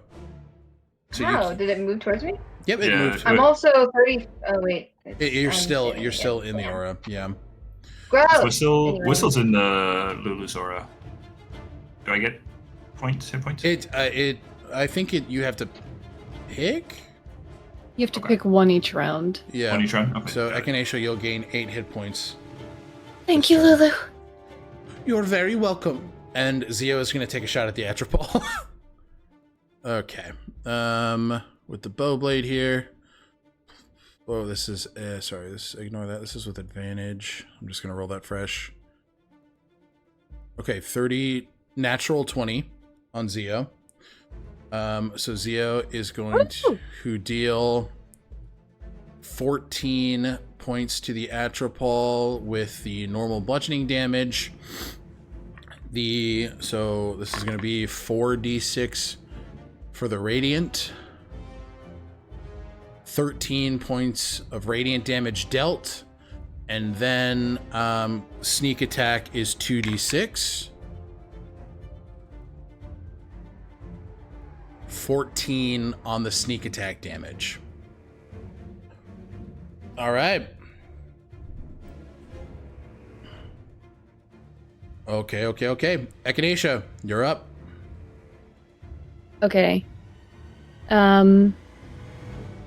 Echinacea will take the attack of opportunity as they run here. It's only from this one Ebony. Yes, correct, because you're still within range of the one in front of you. Understood? Let me roll that. 17, 18, 20, yeah, 27. Hits. 6, 7, 8. 12 points of bludgeoning, and then 3 fire. Okay. And then I need all those new Ebony who are now in the radius to make a wisdom save. Fucking A. 2. Okay. That is going to be 16 times 2, 32 radiant damage. Fuck. Okay, bloodied. Then Echinacea is going to dispel the dome around Whistle. Holy fuck. Who looks the most fucked up? These 3 here look about equal levels fucked up, all very bad. Equally fucked up. Okay, I need a dexterity saving throw from the one who is most recently tried. No, the one flanking Whistle. Yeah, understood. Dexterity? Yeah. 9. That fails. He's going to take 14 times 2. 28. 28 radiant damage. Echinacea, how do you want to do this? Echinacea runs past him, and they just, with Helena Mourn's shield, now decked in the heraldry of the Fated, just slams it into him, and his soul poofs out of the armor and up into the air and gone. It's that scene from Doctor Strange where he just gets boom. Mm-hmm. Oh, fucking and sick. those were a save and a free action. Echinacea looks at Lazuli. Can I get you out of here, please? Yes, please. Okay. Echinacea casts Dimension Door. Nice. We're gonna be as far from the Atropol as I can get while still being close to Zia. We're gonna go here. Okay, Lou? Mhm. Yeet! Oof. And then, having dropped Lazuli a safe distance away, Echinacea's running back toward the fray, just making sure that they could get her safe. Okay, understood. They're gonna run here. I need a wisdom saving throw from that individual. Okay. Are you bringing... Your Phoenix will still be where it was, correct? Yeah. Yeah. I'm just moving Lazuli. Ping pong. There you go. Wisdom. Thank you. Yeah, you're welcome. Natural 20. Okay, then it will take half, so it would normally be 30. It'll be 15 radiant. But would the 30 be doubled? No, at 15 to 30 and then back down. Got it. I did the math. Only Okay. 15. Okay. All right. Takes it looking pretty fucking rough. Looking about dead here. And then bonus action, Echinacea is going to Weave's Mend Lazuli and use Embers of Life on that. And this time it fucking takes as Yay. the motes of starlight whoosh from that shield and spin around you and sink into this gauzy veil of night. You're going to heal for a Nice. number. 1 sec. This plus 7. Hell yes. 16 plus 7 Ooh. is math. 25. 25. Nicely you. done. Needed. Disgusting. Perfect. Great turn. Yes, and then for the next, sorry guys, a lot of dice rolling. For the next 2 rounds, Mhm. at the beginning of your turn, Lazuli, you're going to heal 5 HP. Okay, thank you. Yeah. Yeah. Is that my turn? That's your turn? Summons. Aidwolf is going to. I can't move him. Oh, But he's going to move. Now you can. Thank you kindly. He moves here. He is within 5 feet of Whistle, so he has pack tactics and will make an attack at advantage on this guy right here. All right, very nice. Go for it. Oh, first one was a 2. That sucked. Okay. This one might hit 16 plus 5 for 21. Does that hit? Hits, absolutely, yeah. Oh, yeah. Okay. Shush divide attack. 5. 4, so 9 plus 3 is 12 slashing damage. 12 slashing damage. Okay, nice. Make me a DC 13 strength save. You'll make it, but just for fun. 3. You're on the ground. This guy also just... And Wolf is, like, lingering over him like a fucking predator. Yes. Perfect. Aidwolf is going to pull those 2 attacks of opportunity to move here to flank with Whistle. And then he's going to make his claw attack. Button. Advantage. Don't forget the D4s from Crusader's Mantle. Oh, that's right. Sorry. That more damage happened. Add on the prone guy 1. So 2 radiant damage. Understood. I picked up my dice and I forgot what I rolled. That's a nat 20. Nice. So on this fella that we are flanking, Aidwolf does, let's see, that's 12, and then roll 12, 13, 14, plus 4, 18 plus 3, 21 slashing damage, and then it is grappled. Now bloodied as well. So grappled and bloodied. Okay. Excellent. And then I think he's got, one more of these. At advantage, because we are flanking. That was a gross roll. He misses. Understood. On the 3rd one. Okay. And then my griffin. Guys. Okay. I love summoners until I have to do something. Until I have to control everything. Yeah. You're so valid. It will. Oh, that guy already did a who's he what's it, an attack of opportunity. Yep. So he can't do shit. He can't do so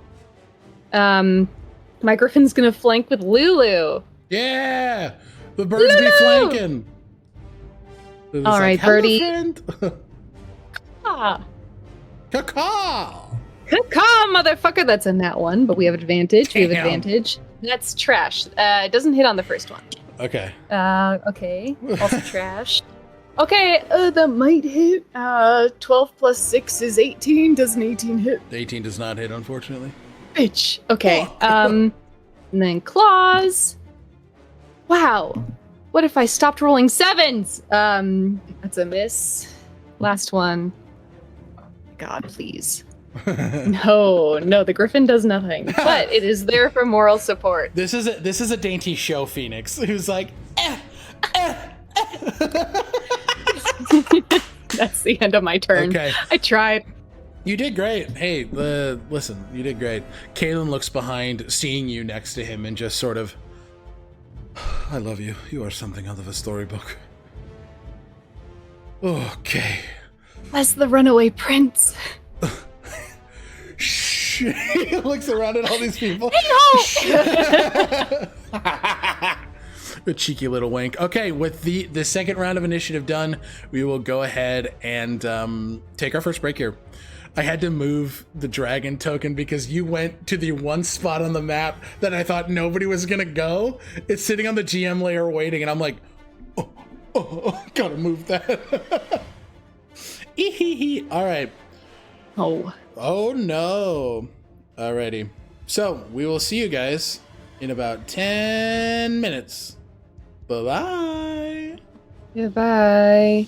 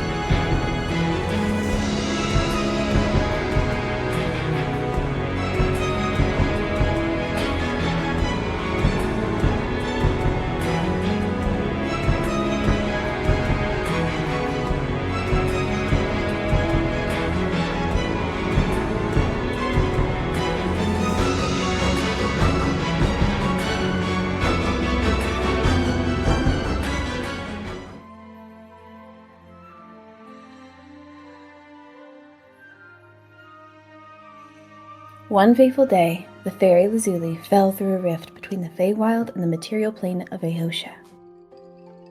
The amnesiac child was adopted by the reclusive silver dragon Ishor, eventually being gifted a dragon mark and becoming his scout. Over the course of a decade, Lazuli's prowess on scouting missions has helped Ishor grow his hoard of magical items and historical relics. Lazuli's life would change forever during one such scouting mission when she found herself facing 5 opponents to obtain a primordial current orb. Another, Zio, won the race, consuming the orb just before the Mage's Arcana members arrived to take the assembled orb seekers into custody. However, they never reached the Arcanum. Rescued from custody by Sur and Echinacea, the group, now known as the Fated, took shape. Charged by Ishor with the investigation of the Preservium, a corrupt guild trafficking in items of power, Lazuli traveled into Driften with the Fated. There, Lazuli encountered the River King Uramil, Fey King of the Summer Court. Uramil revealed knowledge of Lazuli's parents, Lapis and Aura Isledale, as well as Lazuli's miraculous conception via Feywild Wellspring. During this time, Lazuli found herself smitten with Sur's distant relation, Captain Richter Oliphant, a valiant hero who saved those unlawfully imprisoned by the Arcanum. It would only be later revealed that Lazuli's father, Lapis, was among those saved by Richter from the Arcanum's clutches. Finding her insecurities preyed upon by the death hag Viola during this time, Lazuli was convinced to make a pact. Lazuli would be given powers provided she continued to develop her bargain. Otherwise, she would suffer the notice of the Evil Eye. Only now is Lazuli realizing that this refers to the evil god of the unallied pantheon, Ruin's Eye. Things came to a head at the Preservium's Gala of Innovation.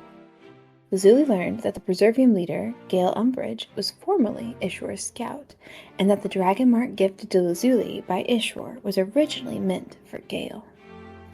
Worse, Ishor founded the Preservium. Lazuli also met Nivian's former employer, Dr. Satosh of the Sunwall Academy, who gifted her a vial of the death hag Viola's ichor. Much came to pass at the gala. Lazuli and Richter shared their first kiss.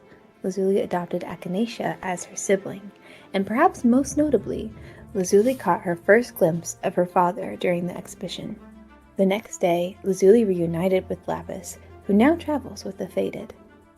On the path to reuniting with her mother, Aura, Lazuli found herself in the midst of a combat that felt too great to surmount.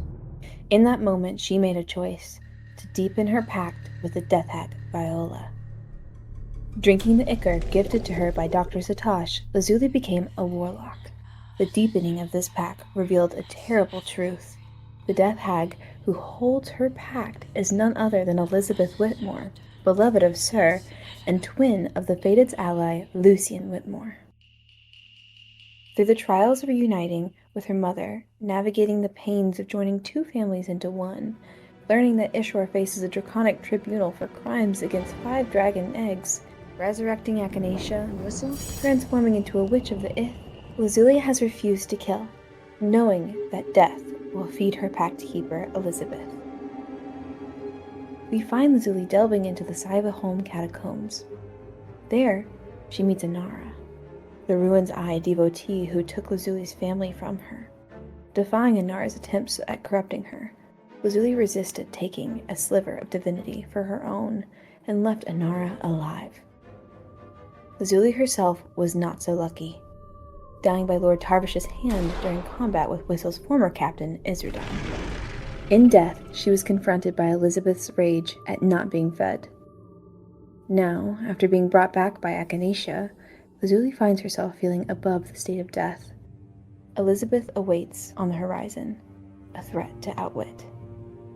A fairy's work is never done.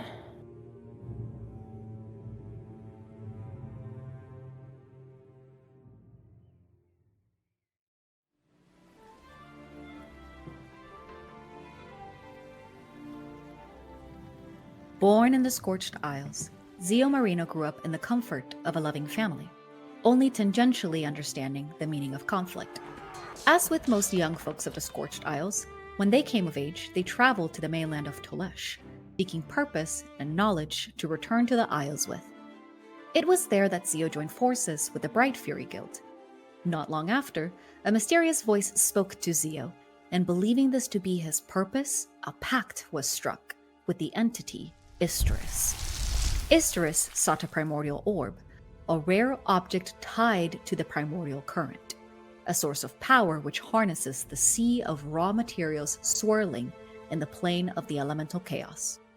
Zio found the orb first, beating several others, including Lazuli and Nivian, in their own pursuits of the artifact. Finding the first orb was only the beginning, tying his path to the companions they now call family, the Fated. In their travels, they have come to learn more of Isterus, a Famar Earth primordial, as well as the Union of the Tranquil. As creators of the primordial current, a centuries-long battle wages against the factions of the natural order: earth, wind, fire, and water. Isterus' dark influence and manipulations were revealed to Zio through the wisdom of Halides, the Vacron Air primordial member of the Tranquil. Seeking out more primordial current orbs, Zio found themselves contending against Wit and Alma, the avatars of Coletra and Glacia respectively, the Union of the Tranquil's fire and water contingents. These chosen warriors who seek to destroy the primordial current believe that no one should harness its power.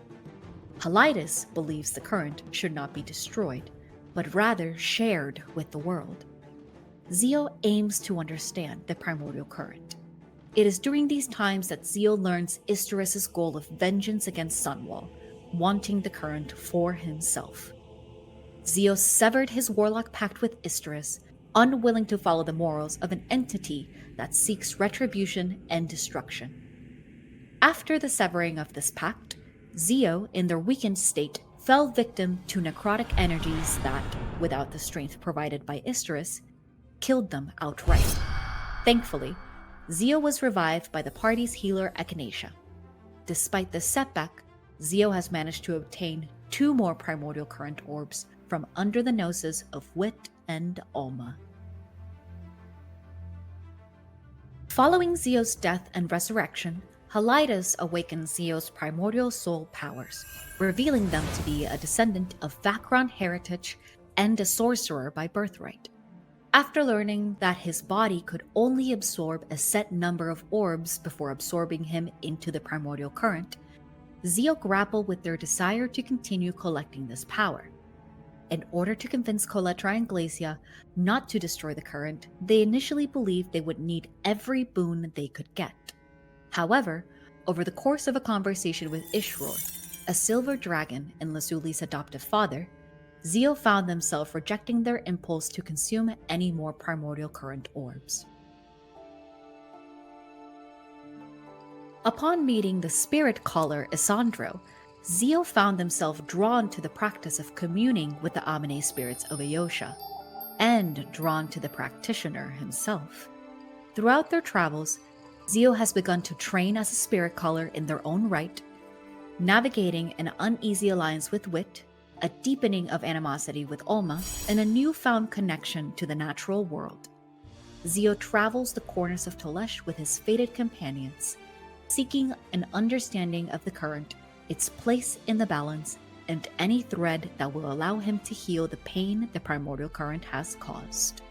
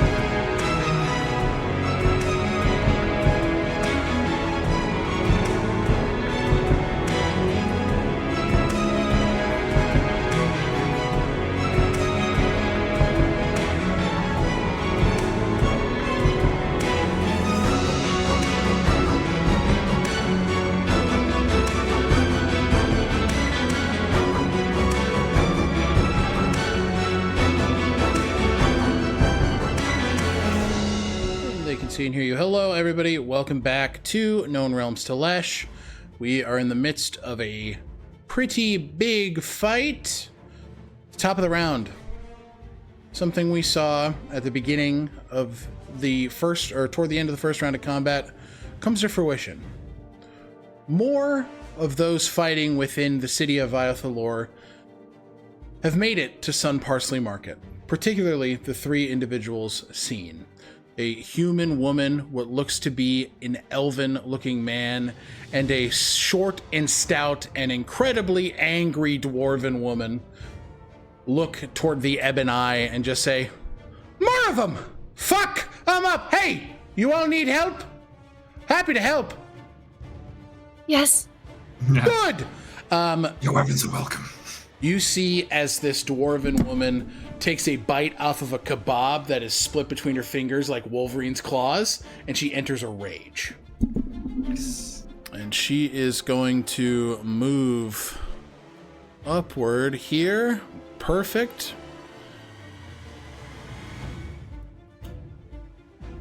And she is going to make 2 attacks. It's 21 hits and 19 misses, but she'll hit with 1. And she's only going to deal 9 points of damage here. But she looks at you, Whistle. You look tough. I'm tough. Good. I like you already. Let's do this. Let us fucking do this! And then this individual with the spear just says, "Shauna, please, relax. Is anyone in need of healing?" Down that way. Whistle will point down the road towards the rest of the party. Understood. Pass the time. By Undead landeth, thing. by landeth's light. Moves forward. She's going to rush over here. And I need...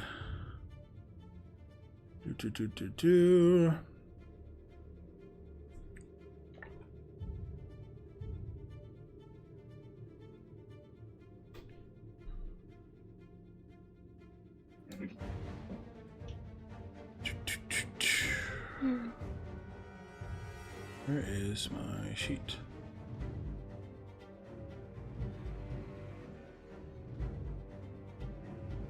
You see as she pulls out from her hand, from her waist belt, this bottle, similar Echinacea to what you've crafted with healing potions, but this looks to be throwable.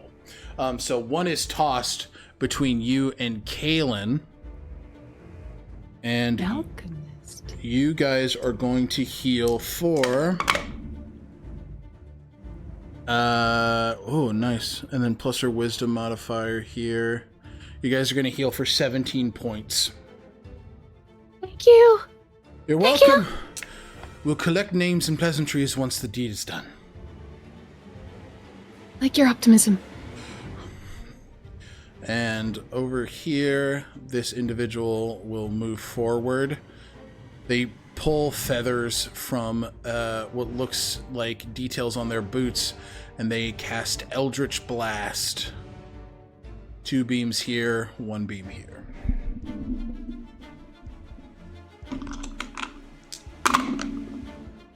That's a D12, dumbass. Cool.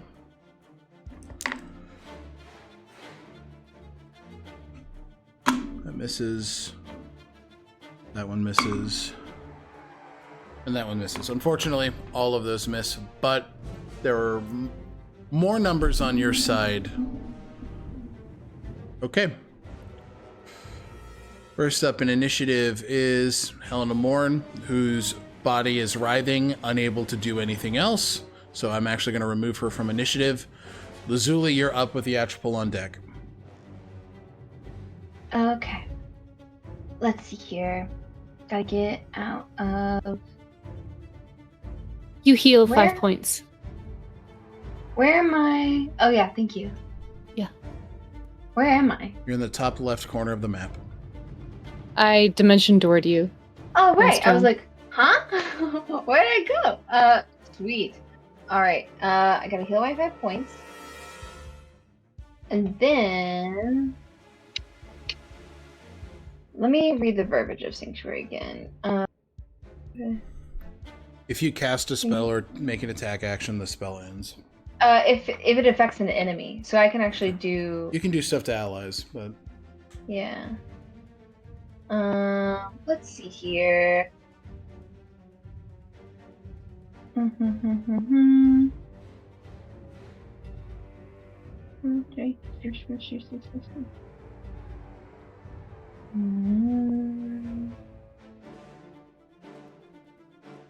Is there anyone who's looking really rough right now, from what I can see? I think both Echinacea and Kaelin are still bloodied. Okay. Got it. So we're both looking better after that. Bottle. I'm also going to call for Healing Spirit. Those is a good case you cast it. Let's see. So, it's 5 foot cube. How? Yeah, it'll be within, like, I'd like to, if it can, capture both Echinacea and Kaelin, if not. Sure. Whoever is lowest. I'll allow it. Okay. Let's see. And then this will look like... Haven't thought about how I wanted it to look. I think it's almost like a sentinel. Like it's icy, like stands up. Like, char coated. Oh my gosh, sorry, I'm getting dizzy all of a sudden. I'm not sure why. But okay? I cast Healing Spirit. No, I'm fine. I think I don't know. But I cast Healing Spirit, and that's my bonus action for 1d6. And then for first time on turn starts. Is it only one or whoever it's connecting to? We'll just say it's both of them, so you can go ahead and just add that up. Okay.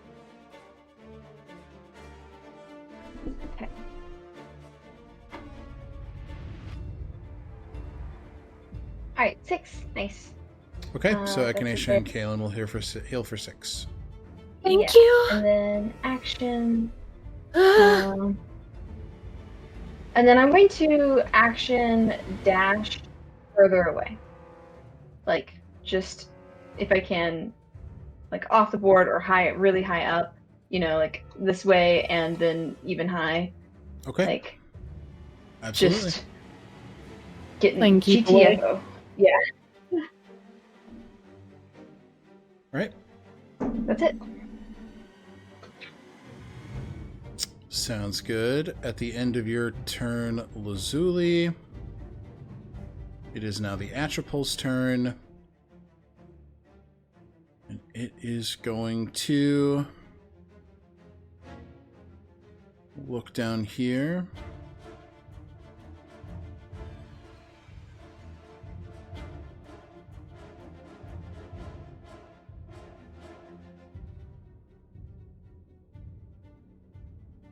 It's going to use Ray of Cold on you, Whistle.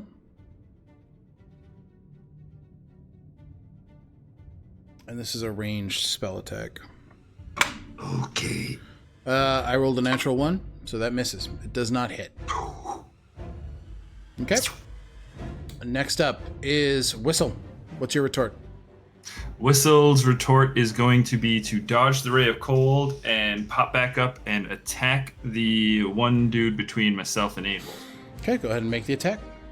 Go and let's see, where's the dice cup? So that's advantage. This is Booming Blade. Okay.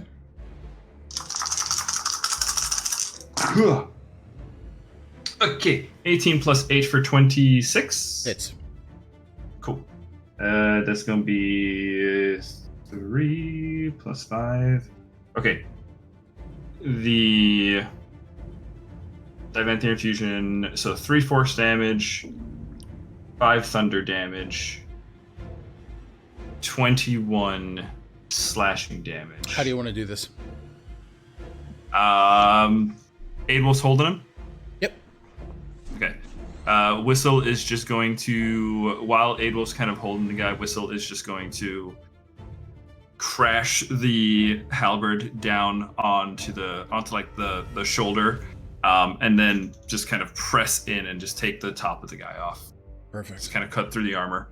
And then we're going to move over here then. Between these guys and get flanking. And we're going to go for this guy. Alrighty. With the second attack.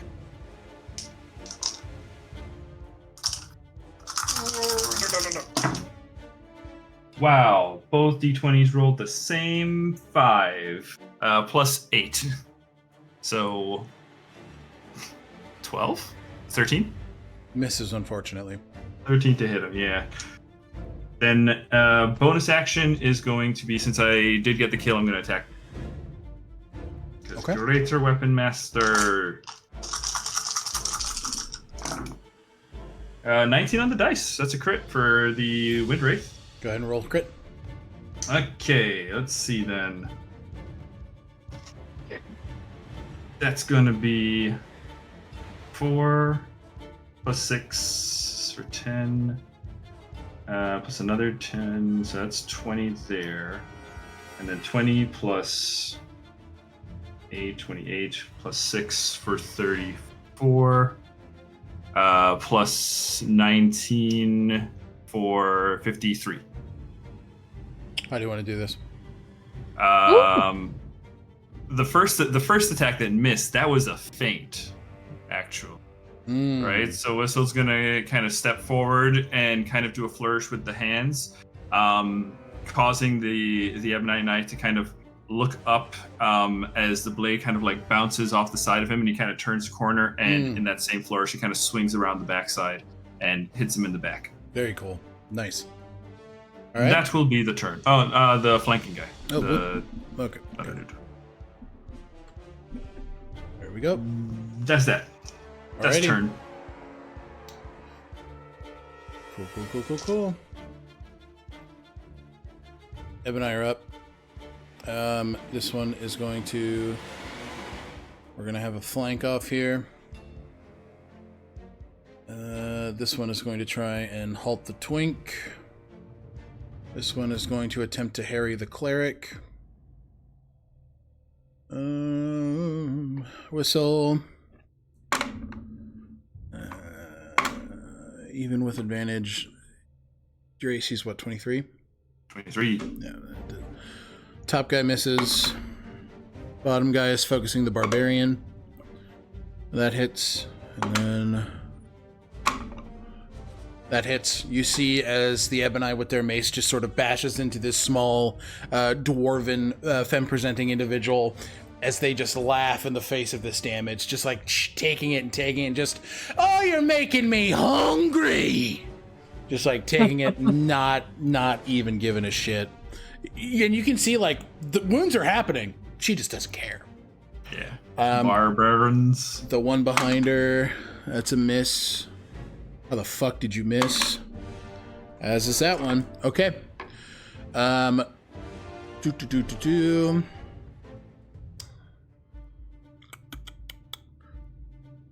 Yeah, that other Ebonite Knight is going to go for the Warlock. That is a miss because of shield.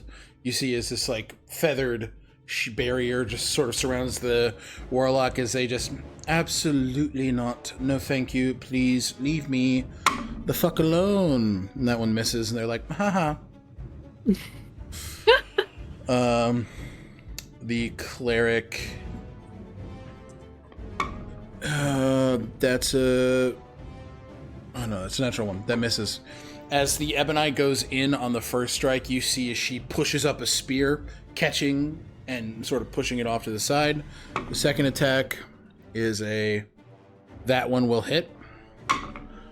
4, 9... Okay. take 15 points of damage as just like bashes upward into her ribcage. She just understood. And we will move on. The one flanked by Reeves and Kaylin needs to make a wisdom saving throw.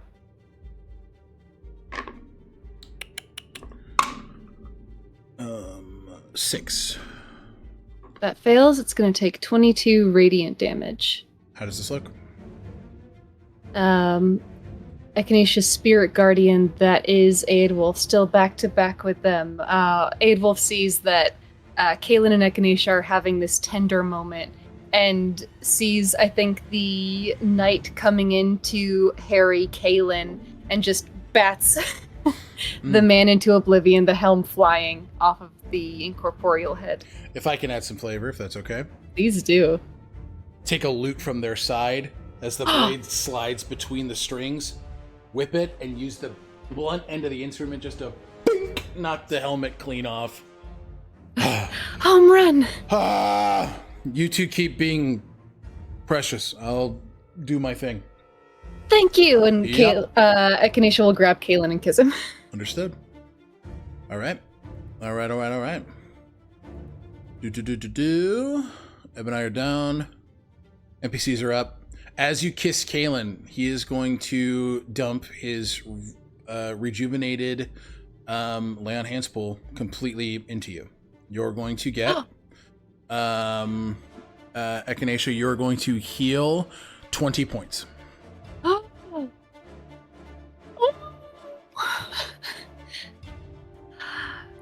There are stories about healing kisses. Some, but they're not nearly as good as this. I'll have to write it. We're going to be okay. I'm going to get you out of here. We're going to get us out of here. And he uses his bonus action to cast Shield of Faith on you. Oh, So okay. you can add 2 to your AC. Wow. Okay. Wow. Wee wow. Wow. Okay. Lucien is down in the corner. He says, I'll help, I guess. Gets flanks with the cleric woman. And we'll make his attack at advantage. 15 plus 12. I believe it's plus 12. Yep. That hits for sure. So Lucien is going to deal 9 points of damage plus 66. Oh, got 30 points of damage as this one is bloodied. And the cleric looks up. Much thanks, Mr. Whitmore. And he goes, I don't know you. okay, You know me. you are welcome. That's Lord Whitmore. Reeves is standing in a bit of a defensive position over Helena's body, like just to make sure it's not moving. But he will move here, and he'll strike the Atropol. He actually does not need to get that close, as he makes his 3 attacks.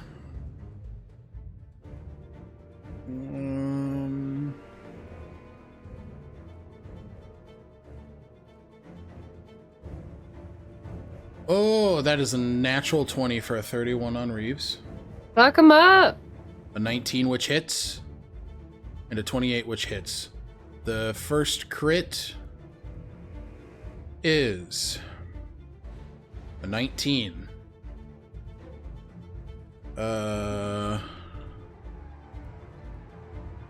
Okay, and then the next 16 and 10, so an additional 26 damage. The Atropol is bloodied. Oh. Yep. Their AC is shit. It's easy to hit them. Okay. So you see as this cleave goes into the Atropol, as it begins to unleash this otherworldly, horrific scream as its molded form is beginning to sort of crumple and fall apart. Okay, I believe that is all the NPCs. The new characters that came in went at the beginning of the turn, so they're not gonna have a turn here. Just full fairness. Zio is up. He is going to use his bonus action to Cure Wounds You Whistle through Lulu. Yeah. Thank ya. Yeah, you are very welcome. This is going to be a second level Cure Wounds. Thanks, Lulu. So 2d8. Yonk. Oh, nice. 17 points of healing from Lulu. Shit. If I recall correctly, Lulu also already has Aura Vitality up, correct? Yep, correct. So can also just do that. Yeah, and then that'll be 2d6 on Whistle for an additional 5. Nice. Thank you. Thank you, Button, for the reminder. Inspiration point, please. All right. Zio then is going to take a shot with a 20 non-net, which will hit. It's going to be 10 damage on the Atropol. Plus... They're in the air, right? Yep. Oh, yeah, it's advantage. Thank you. Roll. Not damage. Roll again. Okay, 27. And then the double radiant is for 8. They also get sneak attack. Correct. I'm just breaking it up in a way that I can get it done. And then that is 9 additional sneak attack. Okay. Atropol's taking some good damage. All right. Echinacea, you're up. Okay. The Atropol looks bloodied. Yes. Worse than that now. Okay. Worse than bloodied. More bloodied. Mm-hmm.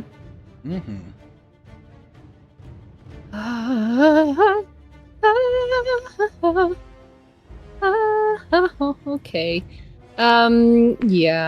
Yeah. Feeling a little desperate, but feeling also inspired, buoyed, and determined by what Kaelin has said, that we're going to get out of this. Echinacea hefts up this stolen shield and says, "Yes, we will." And they're going to flex cast Seal and Strike. Okay. Let me... I have to roll a D100. Yep, roll a D100. And Steel Wind Strike is a 5th level spell. Yeah. That is 51. You can detect the thoughts of one creature you can see within 30 feet of you for a minute.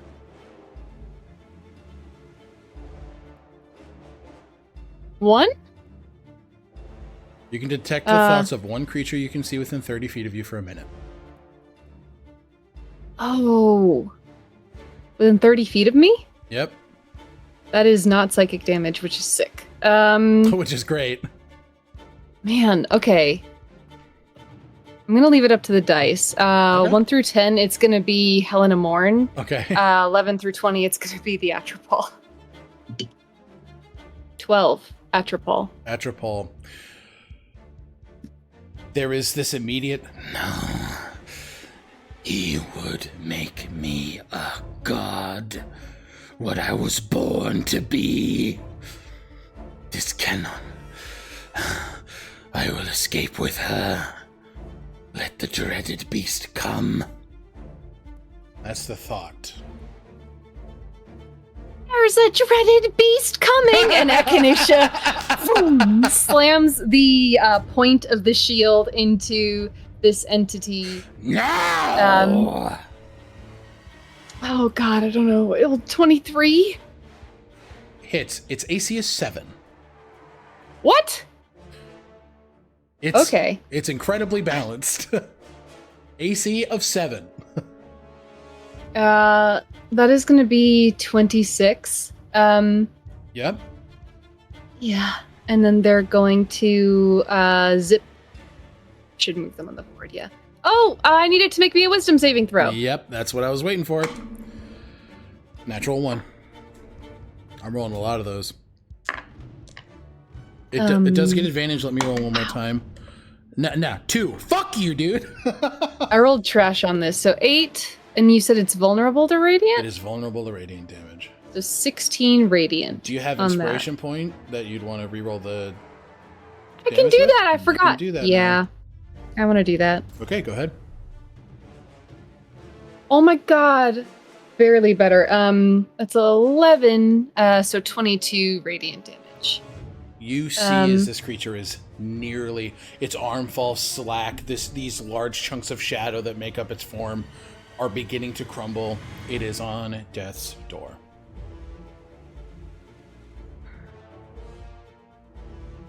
What kind of godhood would it be? And then they zip to this guy.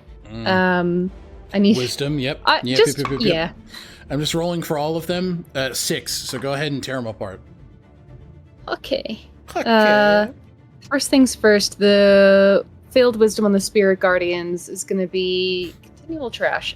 12 times 2, 24 radiant damage. Okay. Yeah. This guy's near dead. This one is bloodied. And this is flanking, correct? Yeah, absolutely. That's a 33 to hit. Jesus, yep. Okay. 47 damage. How do you take them out? Gone. They, Echinacea zips on Starlight and Fire, boom, through these portals that open in the air. And as you see Echinacea barreling out of one whistle, you see them hop onto the shield, and it just boom, slides through the neck of the first one, bounds over you and to the second guy from the air. I need a wisdom. Oh yeah. Do I need to roll new damage? Again. No, absolutely not. Okay, so same damage as last time. Bloodied. And then this one is trash. Bloodied as well. Does an 18 hit? No. Nope. Okay. They skip too high over that one.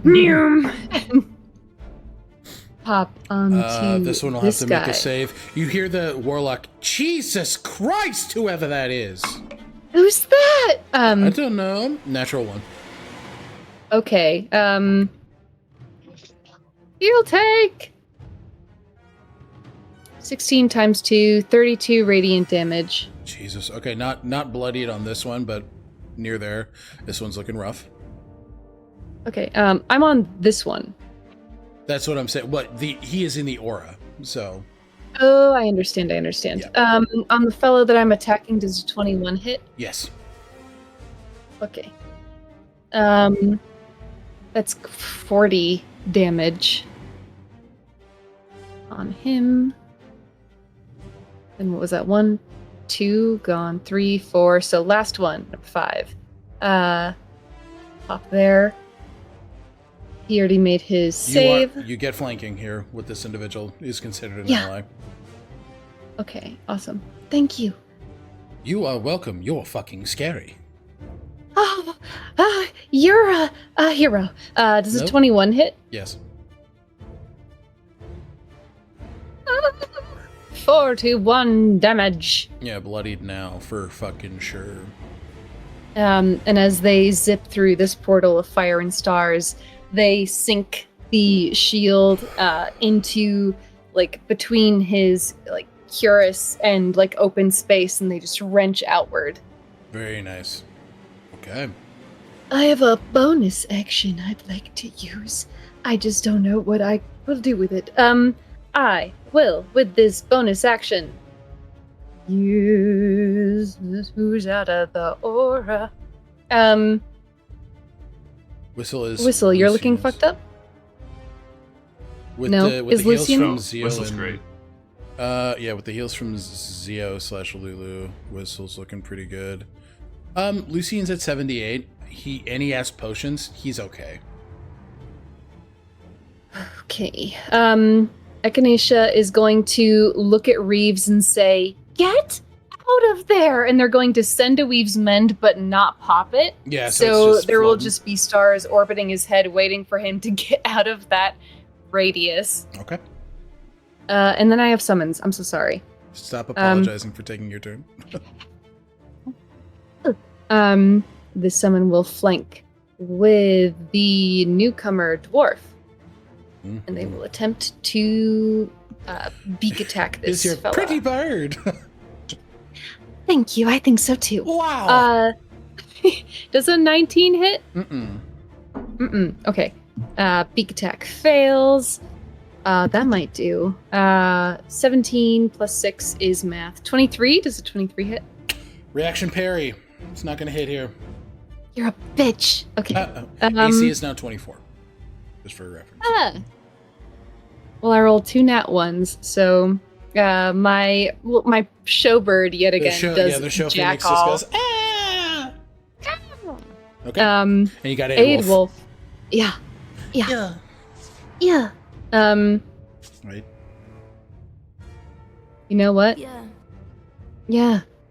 How far can you run, my dear boy? He's got a 40. 35. Oh, 40. 40. He's gonna get between Reeves and Beatropol. And Okay. he's gonna attack. Sorry. Excuse me. That's a definite failure on the. Wait, no, you said the AC 7? Yes. Because I rolled an 8. Never mind, it hits. Yeah, it hits. 2, 5, 7 plus 3, 10 piercing damage on the bite. I imagine I can't make this guy prone. No, you cannot. 17. Oh, I'm near an ally, so I get. Yeah, still 17 plus 3. That'll hit. Better than the last time. 1, eat my butt. 5, 6, 9. 9 total piercing damage on that second one. I think it's too big for me to grapple. It is. It's a huge creature. You're not unable to grapple it here. Grapple. Yeah. Grabble. Can't grapple. That's 15 plus 3, so 18 hits. Yeah. Yes. Last one. 2, 4 plus 3 is 7 damage. Echinacea. How does Aidwolf do this? Atropol are undead, yes. Atropol are undead. Yes. And celestial. Technically, yes. They are a ghastly and unfinished creation of a god, cast adrift and left to fester. You imagine this is a creation of Vamir's. Mm-hmm. I think there is a real revulsion and sorrow simultaneous in this moment, as I think Echinacea sends Aidwolf to protect Reeves, and as the slashing attack is made, I think that Aidwolf doesn't slash downward, but rather up, sending them, as they do so many times, skyward, in the hope that maybe this entity will find safe harbor and resting place in the afterlife. Yeah, and you see as the claws dig in from Aidwolf, as he swipes upward, the humanoid form now present, as Aidwolf just says, "You didn't deserve this. I'm sorry."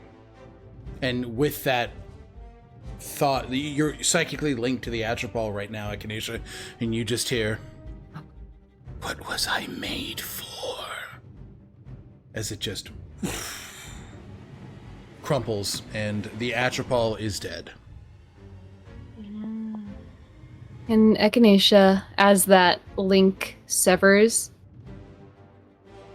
just whisper, "Whatever you were made for, you get to be at peace now."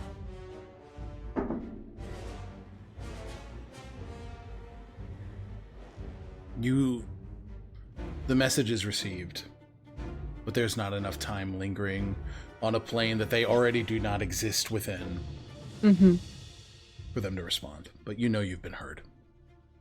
Okay, nicely done. Guys, how do you all want to wrap up the fight with the Ebony? There are only a couple left on the board. given how this is going, it's not going to take long. So let's add some flavor to this. How do you guys fend off the rest of the Ebonite?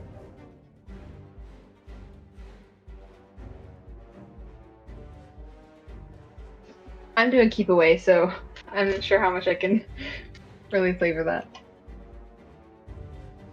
I think Whistle's just going to do kind of what he's been doing, where he's just going to kind of run from like target to target, and just kind of cut him down. Anyone that's like anyone that he can basically get a flank on, you know, just to kind of keep that narrative consistency of looking for any sort of advantage, and just moving through. And Windwraith is just kind of gliding through different enemies as we go along. Absolutely. As Whistle is in this sort of dance, sweeping through all of the enemies, Echinacea will sweep in behind him, and behind them, the spirit guardian of Aedwulf sweeps in, so that the three of them are in this weaving chain. And as Echinacea lifts up the shield and sends the spirit of Igni flying through this space, Aedwulf, with their loot, is bashing the helms from heads and following up as Whistle strikes with trips of his own, and Echinacea is just sending them soaring with the shield. Very nice. You hear Aedwulf, the words unintelligible, but they are beginning to hum and sort of sing to themselves. Everybody around them gets a bardic inspiration. So we'll say Echinacea, Whistle, Lazuli, you all have a bardic inspiration. And Lazuli, do you want to take like pot shots off? You're able, I mean, you still have like your action to shoot and whatnot, right? I'm very, very far away, and have also just been trying to keep up Sanctuary. Okay. Because I don't have a ton of hit points. I'd probably spend this time healing myself, to be honest, so I'm not, gonna be taken out again. You can absolutely take that time just to like sit with yourself and heal yourself. Absolutely. What do you cast to heal yourself? I'm also casting Protection from Good and Evil because I want things to not be able to hit me, and whenever I do decide to hit, that's just something that would be nice to have up because it's gonna last 10 minutes. And okay. So I'll cast that, and then I will cast. Let's do Cure Wounds. Yeah, just a little cheeky. Okay. Why's the boss music doing that still? Yeah. Doing what? You're casting Cure Wounds on yourself? Okay. Each of you, you see as these new individuals to all of you weave in and help where they can, but you are all the stars here. They fall into your lead. So they are responding to how you are acting here and helping where they see fit. But you have all successfully dealt with the Ebony Knights. Everybody go ahead and give me a perception check here. Lazuli, you still have the head of Helena Mourn. I have 2 nat 1s. Damn. So 8 total. I'm far away, I guess. 12. 12. Whistle? What am I rolling again? Perception. Just 18 on the dice. 18. Plus, I think I got better than a +1 for perception. +2, 20. Whistle. 20. You recognize the sound of draconic wing flaps anywhere. As you see a ghastly skeletal form flying in, but with that perception check, you see that it is zeroed in and focused on the body of Helena Mourn. It does not look to be focused on anyone here but her physical form. So, what do you do with that information, Whistle? Aggressively? Like it looks like it's hunting by chance, or Intently. I do not want to say aggressively at all. No. Okay. Well, I don't know what it's doing, and I don't like it. So Whistle is just going to kind of freeze and tense, and then kind of slowly turn the head see it coming, and then he's going to call out in Orethian just reflexively, and call out to the greater steed to scoop up Helena's body and just take off. Just go. Take an inspiration point. That's fucking cool. Okay. You see as this Simurg scoops up, and you see the cleric woman. Follow me! Now! Run!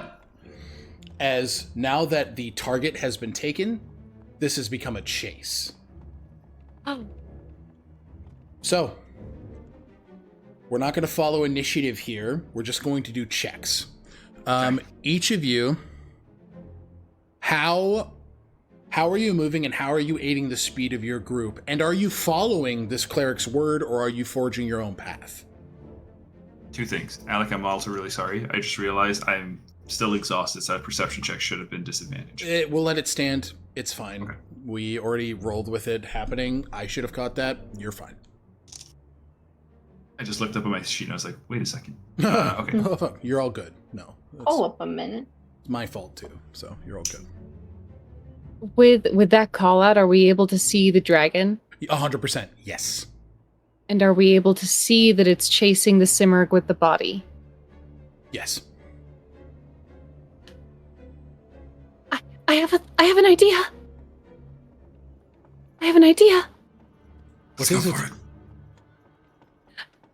To get rid of her. To send her away.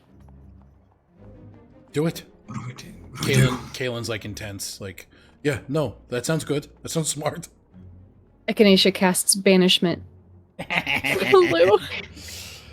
You feel as Helena Mourn is sent to the Shadowfell. Part of her. Her body, the head, is just hanging out in Lazuli's bag. Okay. Well, yeah. Well, essentially bag. So each of you are running. Where are you guys running to?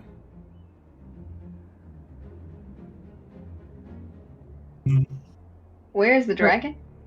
The dragon is... Yeah, the body's gone now, so... I think it's still chasing the Simurg. So as long as you send it off, it sees Yeah, that... I'll just send it. Yeah, it views the Simurg as an adversary, and now I'd say it's very clear to see that it is hunting, and it is not focused on you all. So the question becomes, where do you go now that you are sort of freed from this encounter? Fall back to the estate. Okay. Okay. Each of you take your time and quickly but stealthily make your way back to the Whitmore estate. Ebb and eye occupation is very low. You move through the streets to see that armor has fallen, that obviously you've seen that people here are also fighting. Since the presence of Viola's magic has faded, it seems that people have been more emboldened to defend their home. And some of the people who are enhanced and able have been doing so. And you all eventually make it back to the Whitmore estate unscathed. I will say... Oh, go ahead, David. I was just going to say, I think as we're going through and we're seeing people like still fighting against Ebonite Knights and stuff, you know, I think like Whistle's Crusader's mantle is still going.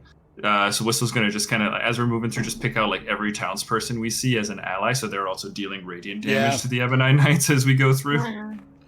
Yeah, Whistle, you're weaving through and you're seeing as this magic is bolstering the people who are also defending. But the fights are nigh done. The fights, the Ebb and I have dwindled pretty harshly here. They've dwindled, but as long as there are Ebonite, and as long as that dragon is here, there is fighting and work to be done. Correct. So I think as we come into contact with those patches, if we can work to disengage those fighting, rather than like keeping up the fights immediately, but rather just saying fall back and getting all of the townspeople to come with us to the estate. Give me a persuasion or just general charisma check. Persuasion. Can I aid with having offered them? Yep.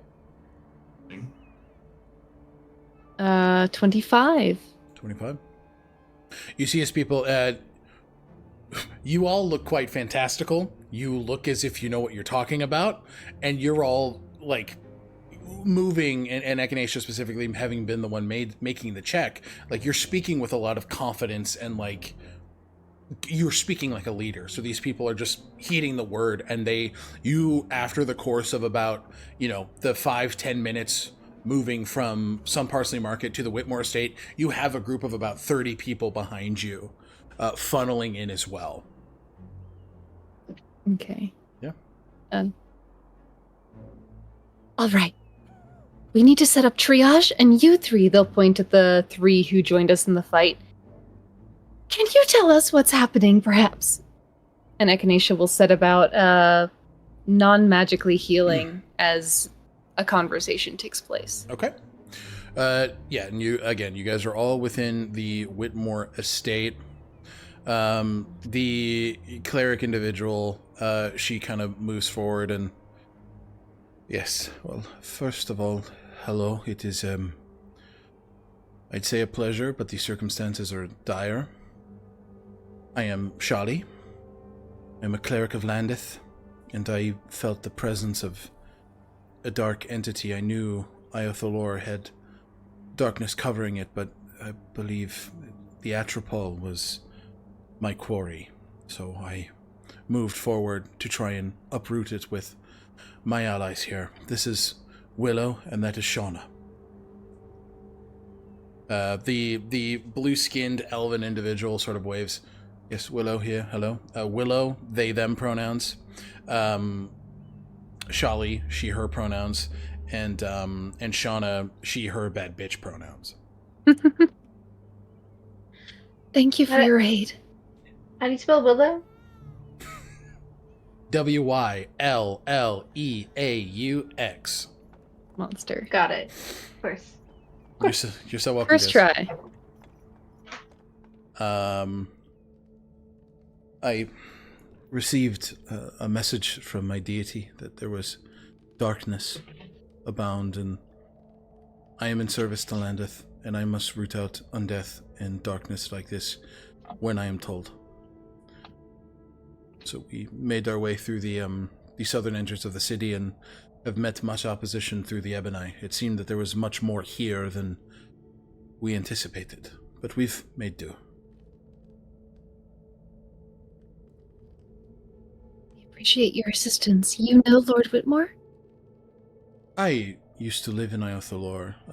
I used to work in a clock tower alongside Mr. Whitmore when he was a boy. He goes, Charlie, yes. Apologies, it's been a long time. It has. But, so, when I was told that the Atropol would be here, I felt a strong urge to defend the place I grew up. A place that my parents loved. And by Landeth's light, I've been brought here. Do you need a hand with the triage? You doctor? Yes, and I would appreciate it. Should I start making those checks? Yes, please. Though it takes 10 minutes, so Yeah, that's fine. I say make the general check. We'll do what we've done before with big groups. General check for everybody, and then just start rolling that healing. Okay. And she will join you, using both magic and sing. You don't need magic to heal like that. No, I am a doctor. I would love to learn your skills. Well, the Belrose Medical Institute can always use more doctors. I rolled a 29. Does that succeed to start healing people? It's a critical success, so you're gonna roll double healing. 2d8, yeah. Whistle, you feel a big smack on the top of your the lower part of your back as Shauna's like, you fight real good. Like real good. You were weaving that big old fucking halberd around. It made me hungry. Yeah. You fare pretty well yourself. I do my best, but only when I'm angry. Well, certainly looked like you could take a hit out there. Oh yeah, her jaw's like kind of busted up. Her nose is definitely broken, but she's got a big old smile on her face. And she's like, sorry, didn't catch your name. You see the pinky kind of like hanging loose. So she's, sorry, 1 second. No. Whistle. Shauna, pleasure. Pleasure. Right. Oh, and who's the pretty fairy girl? Hello, I'm Lazuli. Lazuli, like rocks. I know things. Indeed. Willow sort of leaning against a wall. What has you all here in Iothalor? Were you here for the Atropod or something different? We got rid of a death hag. Ooh! Nasty business, death hags. Indeed. Where did it reside? Lucian's like... Under the city. Under the city. Unfortunate. Oh. Were you aware of the undead dragon? They all three look at each other and go, no, absolutely. Okay. You see Shali just, if I was aware of the dragon, I would not have exposed us. It was a shock to all of us, I think. Yes. But... what is our plan about that? Well. And you can see Shali very much as the leader of this trio. She very clearly like speaks with a lot of authority, and Willow, despite their like sort of brattiness, and Shauna, despite her excitableness, like they stop and listen to her when she speaks. It would be wise to rest. If the dragon is here and if it has a purpose, it looked as if it had a purpose, it won't leave. We can afford time to rest, but we'll have to post warnings for the people of the city in order not to, gods forbid, they lose their lives to an undead dragon. Lazuli casts, because I believe I haven't used it on this day. Primeval Awareness? Mm-hmm. You have used it on this day, but you just need to expend a first level spell slot, which, I mean, you got It's all your just spell slots back. Yeah. Yeah, because so you have it at the 6 tap in miles. on where the fuck it went. Yeah, oh yeah, Yeah. you feel a draconic presence. At this point, it's flying around the quarry. So it's still within range of the city, but it's kind of circling that area. Not sure where this... well, no, you would get Celestial with the Simurgh, because it's technically a Celestial, so you would get that ping as well. That is a little deeper inside the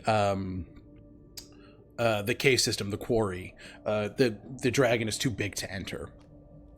Is it visible when Lazuli does this? I'd say that there's a visible aspect. Yeah, absolutely. Yeah, Lazuli's definitely like mind, whatever. Like it's almost like when she wards. Yeah. Yeah, it's like it's like Cerebro from X-Men. Like she can kind of gauge the general direction and whatnot. Echinacea gets up close with Lazuli and just whispers, "Can you feel Cassandra?" You can. And she's actually not too far off. Because she feels you and she knows where you are. And she's there is a hefty knock on the door. Please be Uldiel. Echinacea opens it. It's Uldiel. Thank goodness. They grab her. She hugs you and just... I'm sorry I failed you. No, oh my goodness. They look up and they like a tiny person shake her. Stop! You didn't fail anyone. I was banished. It happens. But you're a all lot. But you're all alive. That's good. That's good. I'm glad you're all safe. Come in. I need to treat you too. And the healing from Echinacea's non-magical healing is 18 Nice. to everybody So who takes it. Yeah, everybody heal that, and I will say, like, that heals up all of the commoners who have chosen to fight, and that, you know, that heals up everybody fairly well. Cassandra sort of slides up to you, Lazuli, and is just like, that was rough. I'm sorry. I'm tired. What did you do? I've spent about the last hour killing wraiths, protecting Uldiel. Thank you. Oh, you're welcome. She didn't need me, but it was good to help. Would you like to rest? Yes. Lazuli, and as she takes in Cassandra, it's an embrace, but then just kind of... You kind of bring her in, and you feel as there's just this sigh of relief having rejoined with you, and this, like, this is her first day of being a corporate bond to a person. It's a long day. Big baby girl. Big day, baby girl. So she takes a sigh of relief and rests. And Echinacea, you hear as everybody says, thank you, doctor. Thank you, doctor. Thank you. Like, you, people are just sort of, you know, appreciative, and Lord Whitmore, do you have places where people can stay? Yes.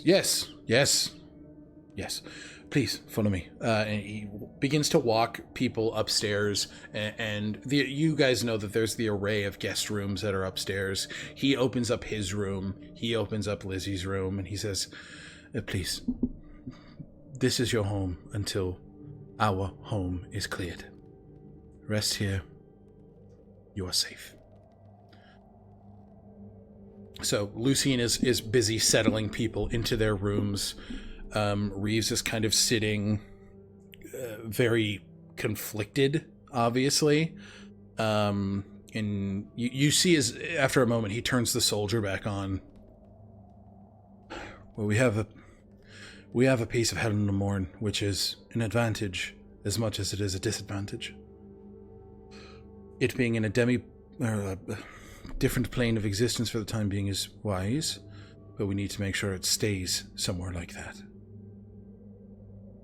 That's an excellent point. Echinacea will sit down and start the ritual to summon their secret chest. And as they start that process, they look up at Kristoff.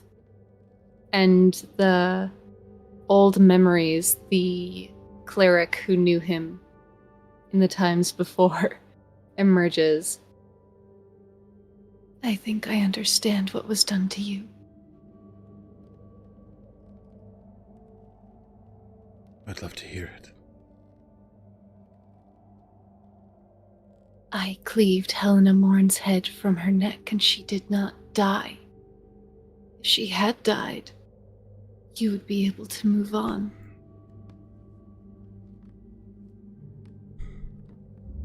Yet here you sit.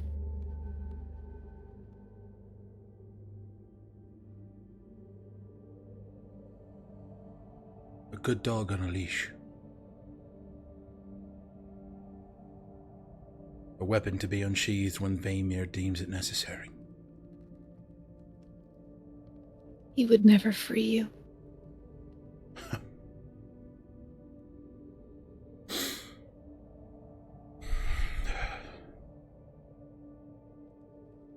There's a part of me that was ready to go. You're alive for so long, you do so many, in my case, terrible things. I saw what you did to Helena, and I was scared to go, but also accepting of it. And then I didn't. I have so much left to do.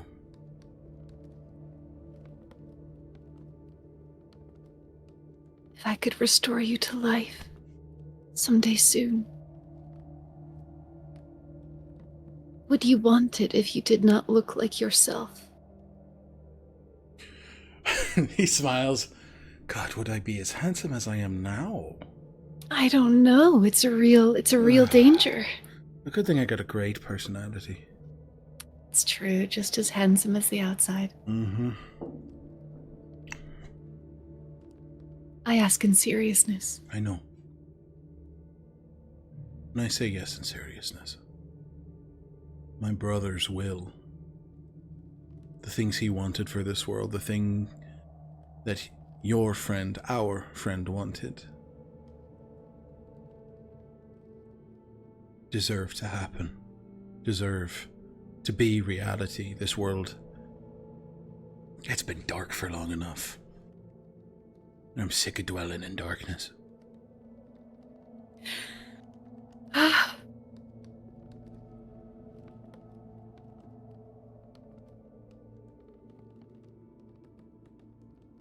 Darkness without light is a terrible thing.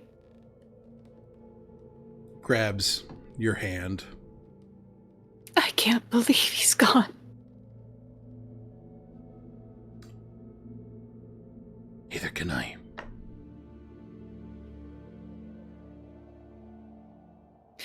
I was so mean to him.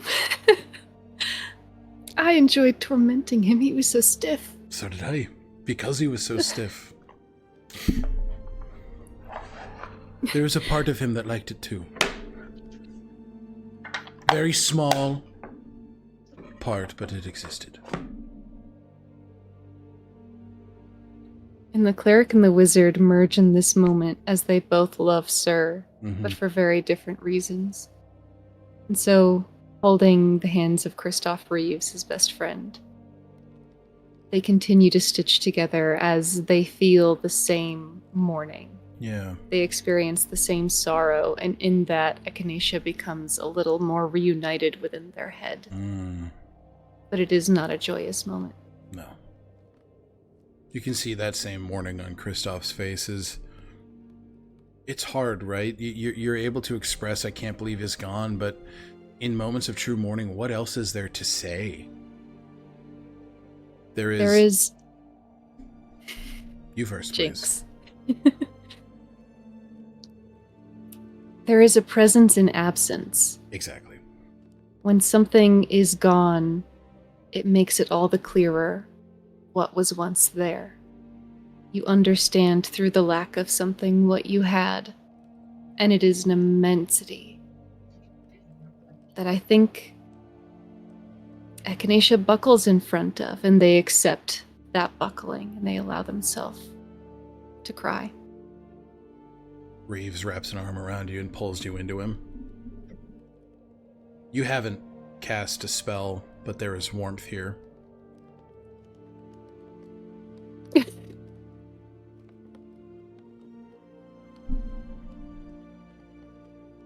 I thought I would get to bring him back too.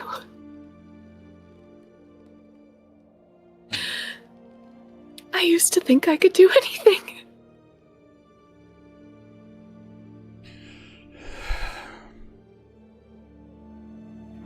No one can do everything. But the thing we can do in time is honor him. Because then he will live forever. I don't know. He hated Lila's books. No, he didn't. No, he didn't. He sat there and he read them. And not because they were about him, but because Lila wrote them. They anchored him to this world in a way that being a soldier never could. He was seen as a man with endless love, boundless honor, and a heart made for the best of them. And what I hold on to is that a young girl saw that. She saw the truth in him. And she gave us the ability to see it too.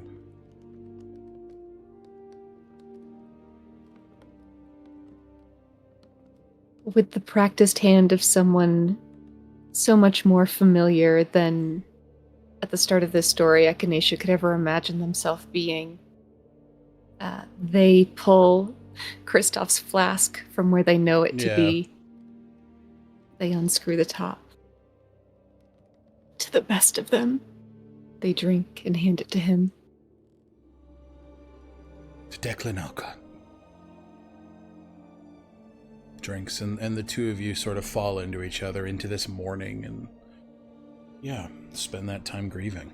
Absolutely. Yeah. Echinacea, Whistle Lazuli. Anything particular that you two are doing here?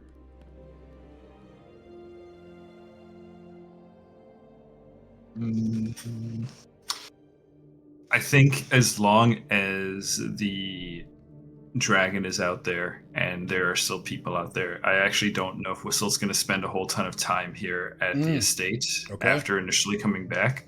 I think once we, we're back in and everybody's, getting all healed up and acquainted with each other, I think Whistle's instinct is to get back out there and make sure that, there's nobody else left out there. Yeah. And I think as Whistle's probably, packing up and getting ready to head out,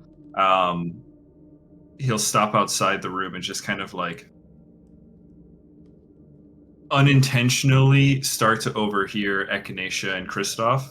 And just kind of absorb the fact that, he put down a friend of theirs without really realizing. Yeah. And then just kind of, with still a grim determination, make his way towards the front. If he catches Richter and Monroe, who I think were also still here, they were on guard duty while we went away initially. So now that we're all back together, he'll find them and just kind of say, you find Monroe and Richter, because they had brought people into the tunnels just to make sure they were safe. So they are actually, at this point, as you're starting to like make your way out, they are making their way up to the estate. And Monroe just looks, "Are you good, Whistle?" Good. Yeah, what's the report from outside the estate?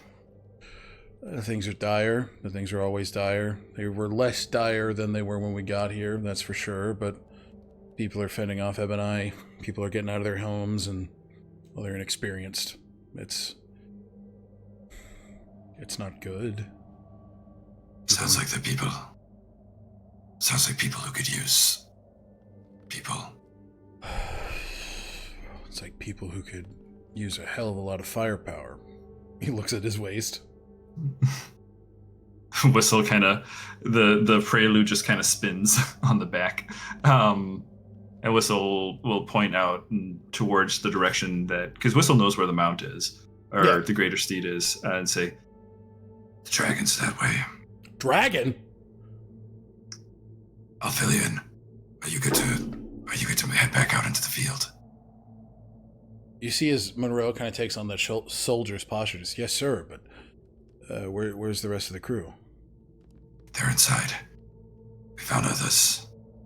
Echinacea's being a doctor. That's good, because they are a doctor. And Lazuli's had quite a day. Everybody's had quite a day. Yes. But Victor just kind of pats Monroe on the back like, "Yeah, we know you died, buddy." I'm sad. We know, Monroe. We'll cry about you later. Okay, I didn't say that. Let's drop the attitude here, sir. Are we splitting off? Is that the directive here? Above table, I don't actually mean to like necessarily split the party, but I just think like Whistle would have a hard time. I'd say more than fair. Yeah, it'd be easier, but I will say, I mean, do you guys want to try and take a short rest here? Would you want to spend that much time? No is valid. Echinacea doesn't need it. Okay. I don't think so. Lazuli wouldn't. Okay. Yeah, if it's just to kind of like go back, like Whistle, the intention will be just to go out, find people who are like wandering around the street and be like, "Hey, get this way, go towards the Whitmore estate." Absolutely. Avoiding any sort of confrontation, really. Just looking around for anybody that needs help. Okay, absolutely. I say that's more than fine. I will say you, Richter, and Monroe, make your way out to that initial district and begin to pour people in and begin to sort of direct people who are outside to the Whitmore estate. Casimir is flying and looking upwards. He's sort of maintaining an eye above the Whitmore estate. Yeah. Just sort of looking, making sure. He does cast mass sending to all, well, technically 4, but the 3 of you that are here. Looks as if there's a dragon by the quarry. He's sitting outside the entrance. Not reapproaching the city, but it is a problem that needs to be dealt with. Yes. Yes. We are trying to get those who have not been aided yet by the Viper's Hand and the Thortel Guild into the estate, a more defensible position. I am healing to the best of my ability, and then we need to handle this today, don't we? We might. Would you like me to join you on that? I would never say no. They sound insane Yeah. when they say that. I will aid in this endeavor. And yeah, over the course of the last little bit, you guys probably get another like 15, 20 people. And that's probably like the vast majority of people who are actively outside of their homes. So that's more than fine. Lazuli, what are you doing as we're sort of preparing to head out again? Lazuli looks for her parents, Ishor and Victor. Yeah. First. Okay. Just like is kind of roaming the castle with Fritz like close to her chest, kind of feeling a little lost and wanting to find her bearings. You find Ishor, Lapis, and Aura sitting in a study, and as soon as you walk in, they look at you and just run, and all three of them wrap around you as they pick you up and just you're right. I am. She's gone. Look at those eyes. Aura's like lost in those big blues and just kisses you on the forehead and just, you okay? I am. There's still more to do. There's a dragon, an undead dragon. It's by the quarry. She's looking at Ishor as well, just like, why do they keep coming? And what was the name of the thing that we just fought? I forgot. Atropole? Atropole. Like, there was an Atropole. Oh. And then I have the head of Helena Mourn in my rope trick. All of them are like, good gracious, it's a bad day. I'm not taking it. Yeah. And it continues. I wanted to check in on you all. I'm glad that you're okay. Lapis puts both of his hands on your cheeks. It has been a terrible day. I thought I'd lost you.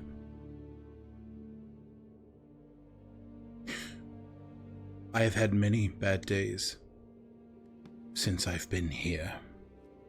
Today has been the worst. But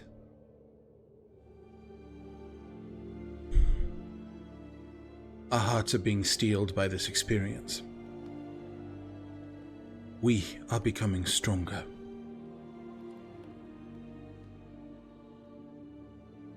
I am sorry that this is happening to you.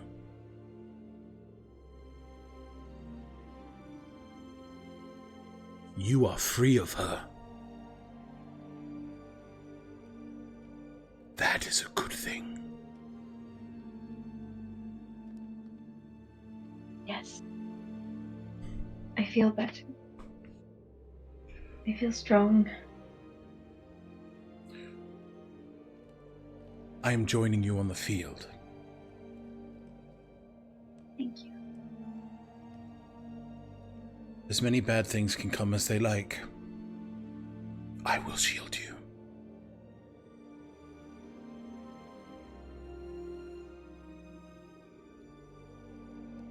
I will do my best to keep you safe as well. Kisses you on the forehead again. Ishwar says, a dragon. Yes.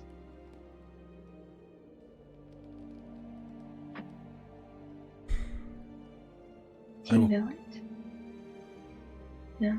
I know stories of a draconic guardian of Iothalor that was in service of the Revardines But that was hundreds of years ago. It's been dead for that amount of time.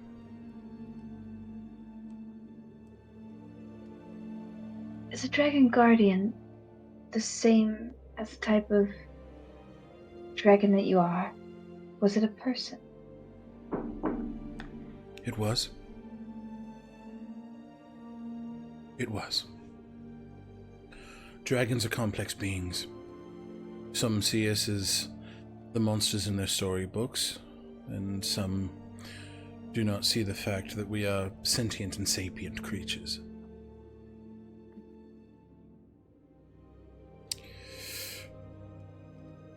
I mourn for the life lost here. But we have to stop it. Yes. And you said we're in a study. You're in a study, yeah. Is there anything about the Reverdines or this guardian dragon in the study? I take me an investigation check here. Okay. Lazuli is whenever you get caught up in an idea. Yeah. Locked in. And Ishorn just knows this. Like, there's been times where they've been in the middle of a conversation and just she's like, I'm thinking. Like, he's gone. Or like he'll just stop talking and then go off to another library. Yep. 17. 17. You are able to find the name of this dragon, who,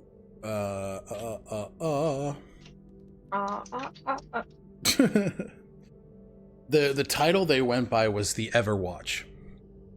Okay.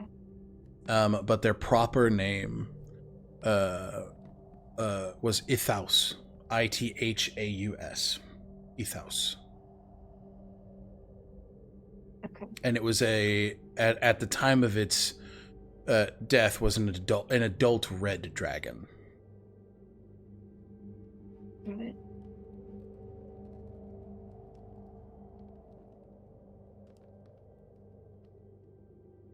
I have to go, but we will be leaving soon. I must speak to Elizabeth. Do you know where she is?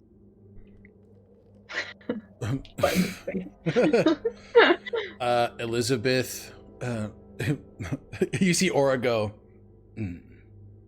she's in the dining hall. Thank you. Do you need backup? Cocks or gun? No,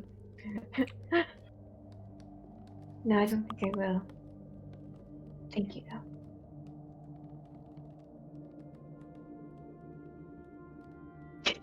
And Lazuli, marches to the dining. You go to find Elizabeth. Okay, we'll take our last break here, actually. We'll take our last break, and then we'll pick up and wrap up the session with talks with Elizabeth and everybody heading back out. Okay. Yeah. Thank you guys for chilling. We'll be right back. Bye.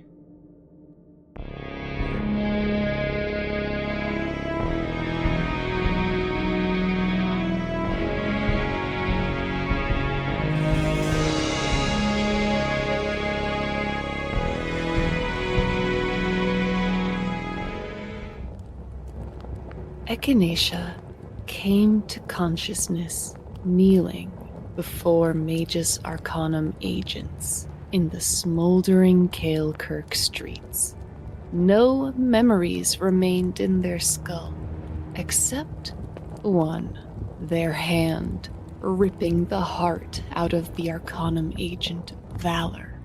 Echinacea was taken into custody by none other than Valor's husband, the notorious Casimir.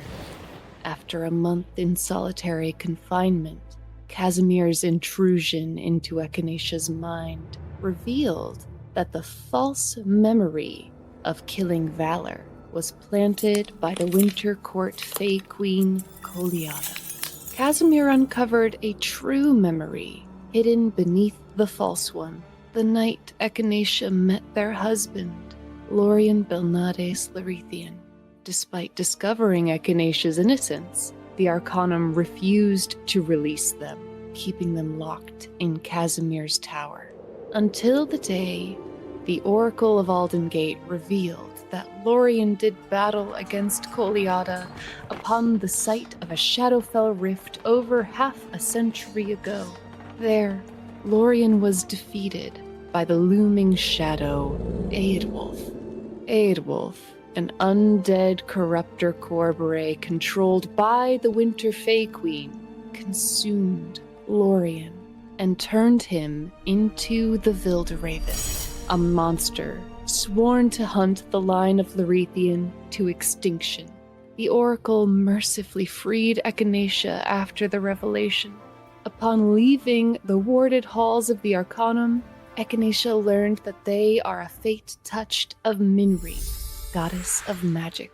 With Minri, Echinacea crafted items of power called preludes, which grow based upon the chosen paths of the wearers. With time, Echinacea grew to love the Fated, adopting Lazuli as their sister, advocating on Lucian Whitmore's behalf for restorative justice, befriending fellow Arcanum victim Monroe, and falling head over heels with the runaway Zendrixian prince, Kaelin Vryn. With luck, Echinacea learned that they are bound to a phoenix, allowing the wizard to cast primordial restoration magic. They use this to heal enemies and allies alike, eschewing death hags and the ruinous god Silence locked away in Aosha's core. With rage, Echinacea learned vital information. Koliada's mind is not her own. She is a victim, controlled by the cursed sword Rhyme, created by the deceptive god Kervaith. Braving the lands of eternal winter in northern Shenthir, Echinacea finally faced the Vildraven. In the midst of their battle, Echinacea offered Eadwulf a new pact. Join Echinacea and bring Kervaith to justice for all the suffering the god has caused. Eadwulf accepted, leaving Lorien free to recuperate, offering Kaelin the Vildraven's mythic blade, the Song of Arvindor, and taking up residence in Echinacea's mind. Together, the two have braved many perils, closing a Shadowfell rift with the aid of Lucian Whitmore, recovering 50 years of memory with the help of another Corberay, meeting their brother, Dorlin, dying by Lord Tarvish's hand, being brought back to life by Lazuli. With their life reclaimed, Echinacea got to work, reforging the Song of Arvindor into Kaelin's Oathblade Truthseeker, facing their deepest fears of imprisonment and loss of self in the Sivaholm catacombs, reuniting with their forgotten love and unwitting betrayer Thandrin, who remains bound in a pact to serve Kervaith, transforming into a seraph, freeing a goddess bound by the gods Silence, Kervaith, and Ruin's Eye. Echinacea now seeks to reclaim the rest of their memories, to save Koliada from Rhyme's influence, to free Thandoril from his pact, to close the rifts that scar Tolesh, to dismantle the Magus Arcanum, to confront Kervaith, to break the silence.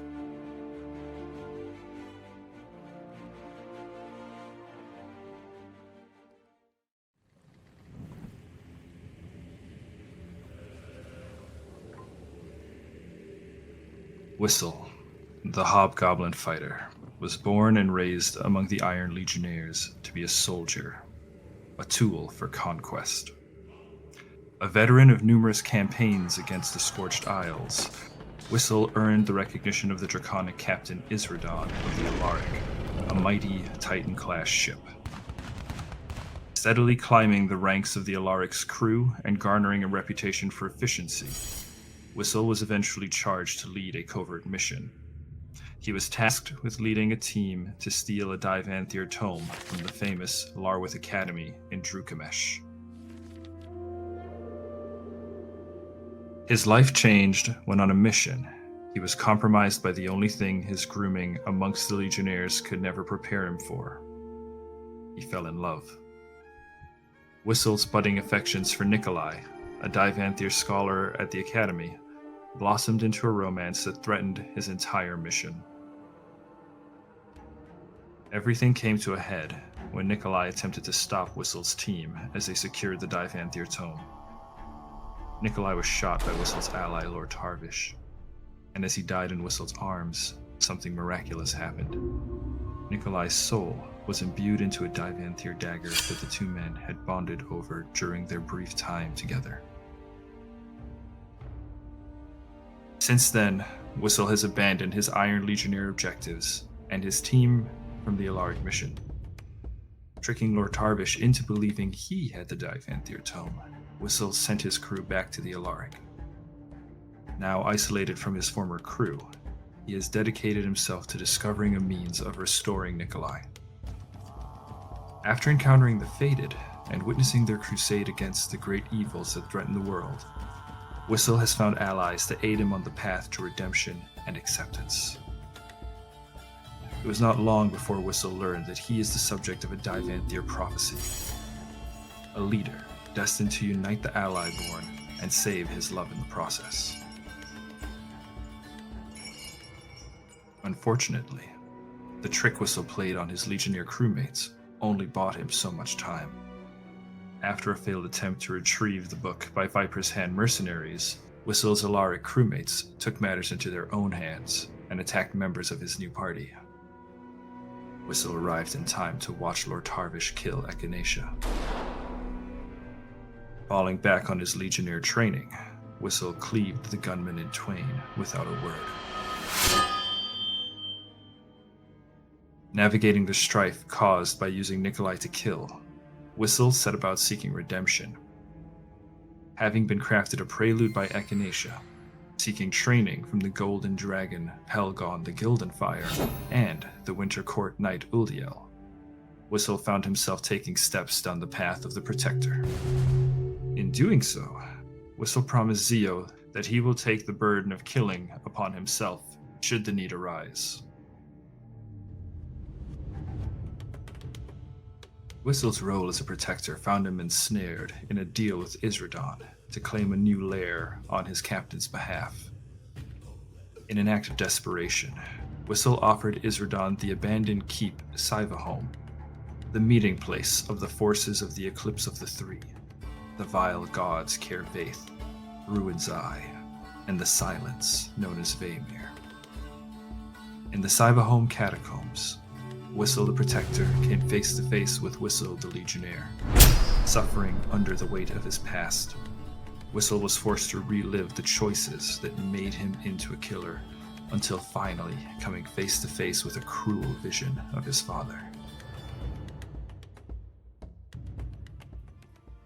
In that moment, the sight of Lazuli under attack broke Whistle free of the past.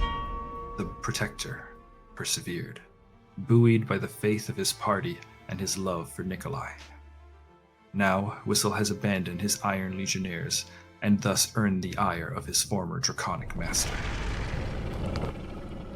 Days after retreating from Sivahome, Whistle found himself confronted by the adult Red Dragon and the reconstituted Lord Tarvish.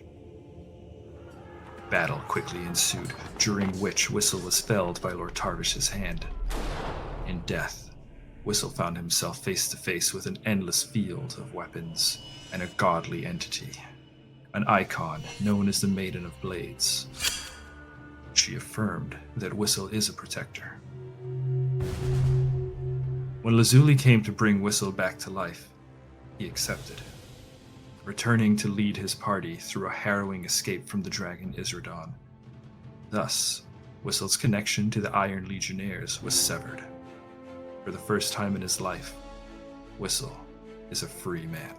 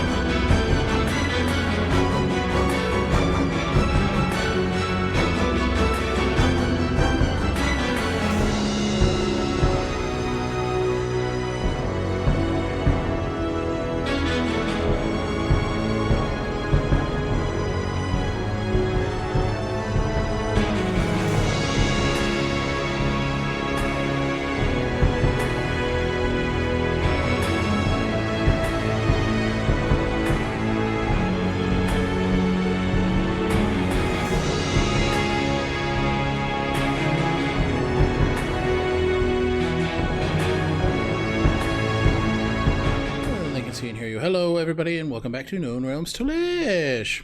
So, we are preparing to have the crew make their way out. What's anything else that anybody? I know, Lazuli, you want to talk to Elizabeth. Any other business to conclude here in the estate? Now is your time. Is Whistle back? Whistle, I imagine you've been kind of making your way in and out. Yeah, coming with and people. going, yeah. So I'd say easy enough to catch him. Yeah, when you guys are ready, you'd catch him. Okay. Echinacea will find him. They've cleaned up their face. There is no trace of what Whistle heard upon their face, but I think that Whistle would know that that is intentional.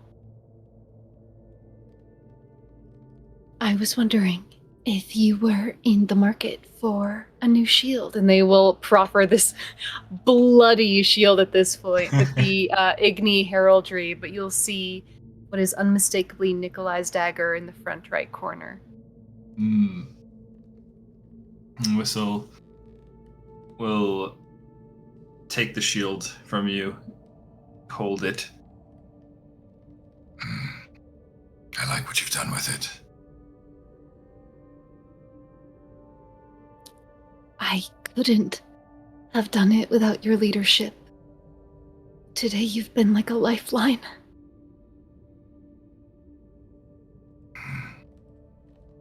I guess I understand war.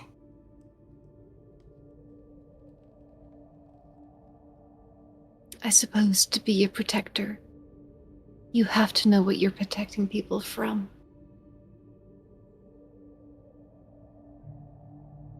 Yeah. Yes. And I haven't spent much, to be totally honest. I hadn't spent much time on the protection side of that equation.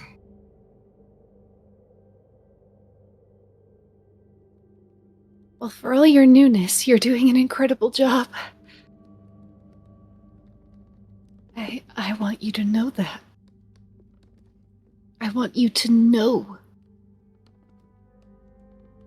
that even if you are treading paths that feel like the old one, this one is headed in the opposite direction.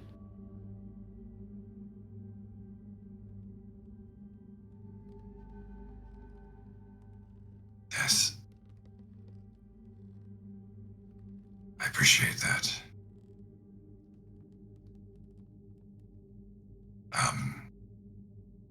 And he gets kind of awkward and he starts kind of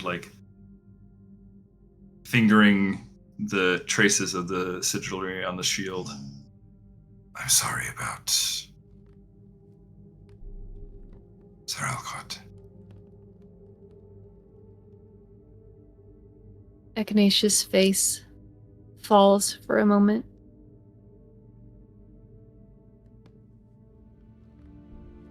You know, he chose to leave us. He chose to rejoin the Ebon Eye, and I don't begrudge him it for a second, but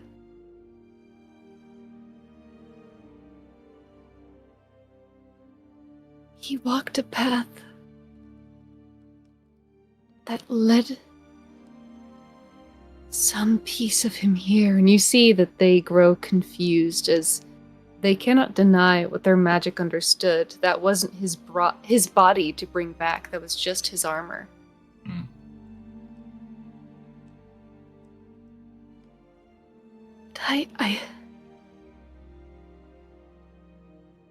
I begrudge him none of his choices, but I do not think you are at fault for what you decided to do today. I think it was right. I think we would be dead if you hadn't. And I think perhaps it is a great sacrifice to be a protector like you.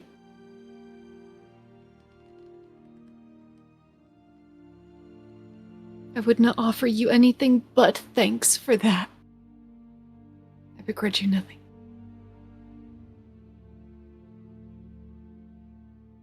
We had a saying in the Iron Legionnaires. Gratitude would make a blade rust.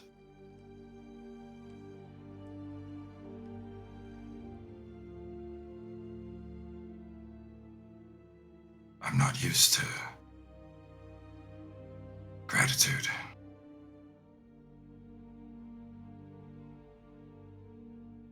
Does the saying mean that the expressing of gratitude would make you wish to no longer draw your sword?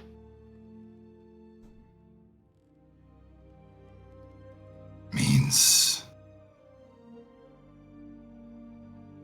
it makes you complacent.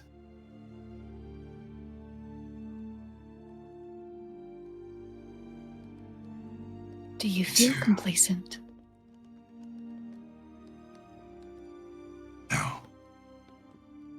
In fact, for the first time, with all of you, I feel like I'm actually moving towards something meaningful.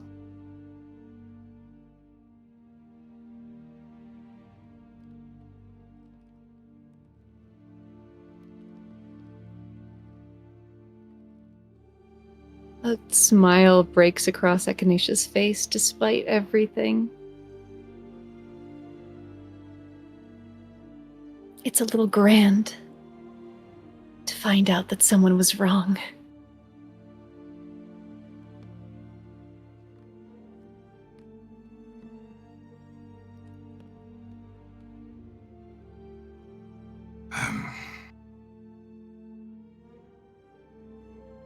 I don't know that any of us are wrong or right in these moments.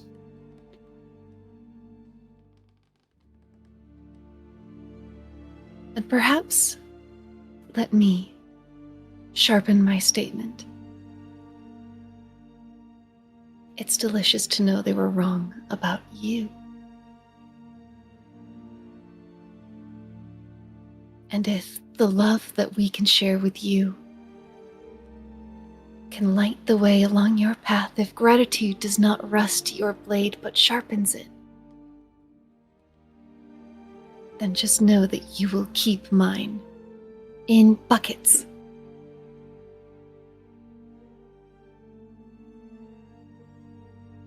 Thank you, Doctor. That makes me feel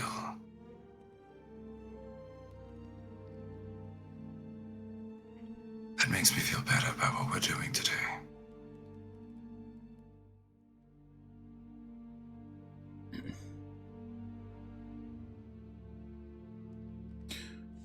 Whistle. As you're having this conversation with Echinacea, what is the first emotion that rushes through your head, through your heart, through your soul, as they say, I'm glad they were wrong about you?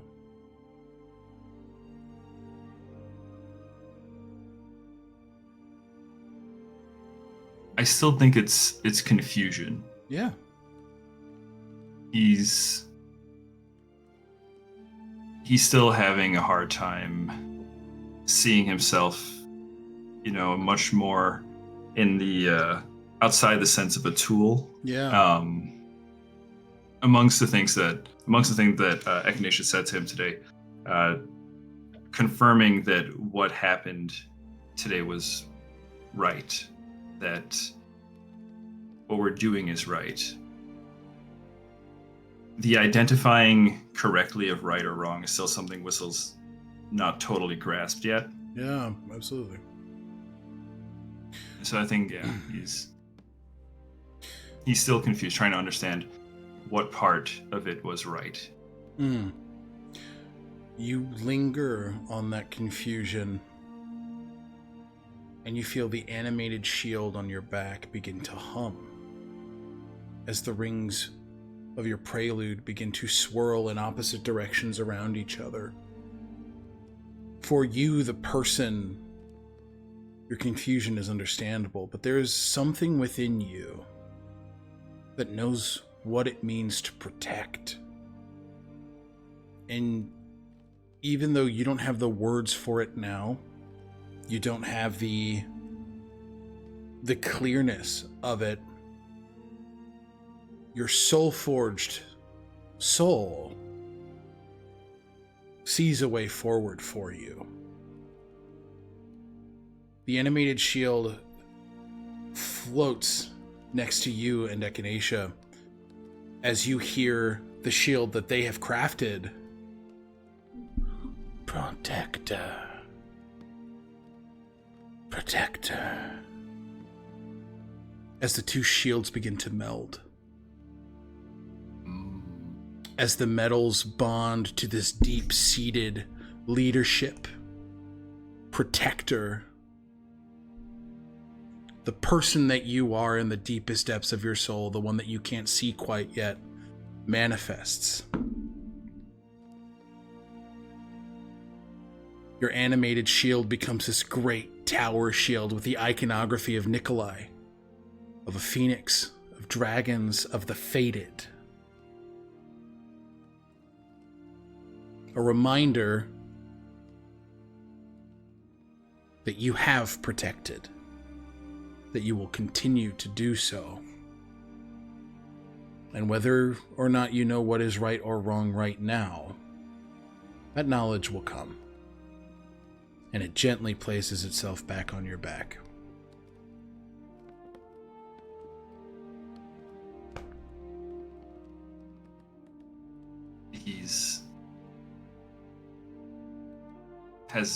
Somehow Nikolai is found his way into his hand, and he's just kind of stroking the hilt. It's warm. As he kind of does, yeah.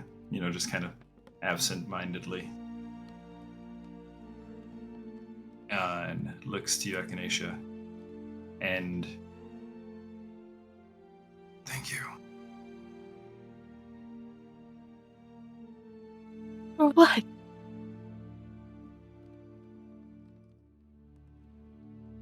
Showing me the way. The way I'm proud of.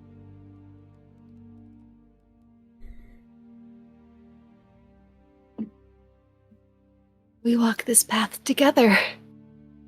We show each other the way. Bless you. Bless you, Lazuli.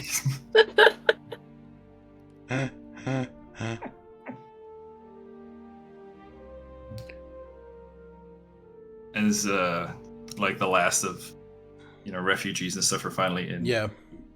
Whistle will say, turn to you and say, Together. Together, down the path. Today toward a dragon. You each prepare to step off as Monroe comes in. Everybody we can find is in. Hey, I heard you were being a doctor today. That's exciting. Today and every day, Monroe. Thank you for helping everyone. Of course. Ready when you are, sir. Sir. Everyone's in. Ready to move out. I don't know where Lazuli is. And we will move over. You are headed toward... Ooh, can we say we sent Richter to get Lazuli? Yeah, fuck yeah, dude.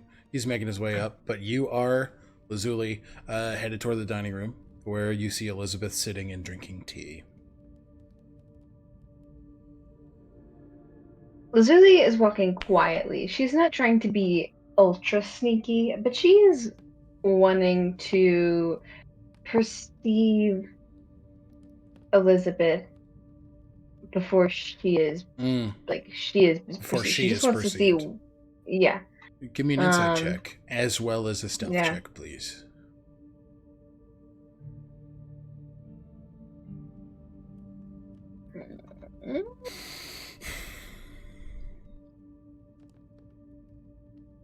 Bitch. Oh, I rolled the wrong. That was the survival instead of stealth. So. You can just roll it fresh again, if you like. Okay. Stealth. Okay, stealth was 28, and then my insight check was what is it? 8. Do any of the what is it? Inspirations that we got last session count? Like Yeah, I'd say you this? can use them. If you Okay. haven't expended them, All right, they're then still there, yeah. I have one more. Go ahead. Use it, yeah. Which I will Absolutely. try to do. Okay, that's 17. So 28 stealth, 17. You are undetected, and with a 17 insight check, there is a lot of contemplation here. She is sitting there drinking Angel's Dream in the kitchen and just looking out the window, looking back at her cup, taking very few sips over like the couple minutes that you're kind of standing here watching. She's not saying anything. It barely sounds like she's breathing, but she is just in this really intense contemplation. Lazuli lets her heels be heard after she's gotten a glimpse, like as she's making her initial steps, her last steps towards Elizabeth into the room, and stops. Lets there be a pregnant pause and says, "Did you know about the dragon?"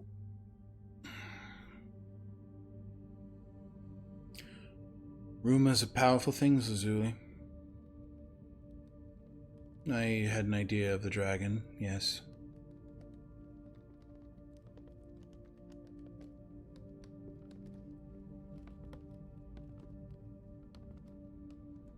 Did you not think to share that with the people who saved your life? I did not know the dragon was unearthed. Now you do. There's a dragon. Is there anything that you can tell us that might be helpful in saving your brother's city? You tried to wound me, and you failed. I am merely trying to help you exercise empathy. Empathy. Yes, empathy. It is an undead dragon, Lazuli. Blasted full of holy magic. You have that now, don't you? It has a sole focus. Its past doesn't matter. It's dead.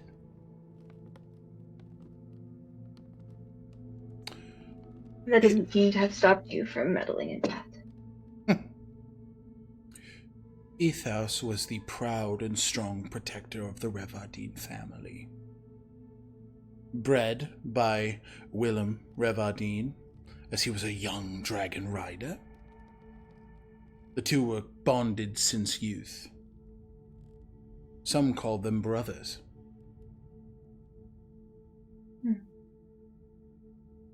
Ethos stayed with Willem until he died.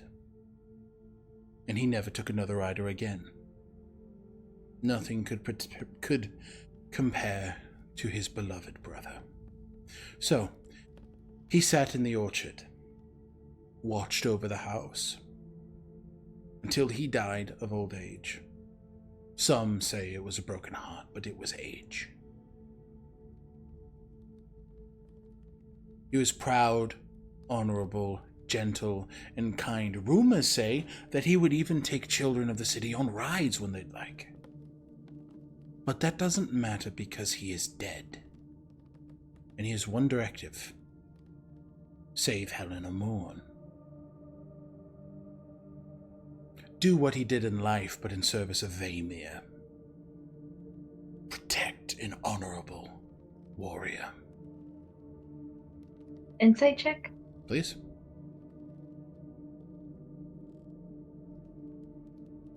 $16. She is spitting venom at you. She fucking hates that you are questioning her in her home, that you are citing your brother's city. She says that she's not hurt by it. She's pissed. You're talking about a life that doesn't matter. He's already dead. This is a stupid conversation, and she is sick of you. I meant specifically also about the Truthful. when she was talking about Helena Mourn. Truthful. Yeah, got it. Okay.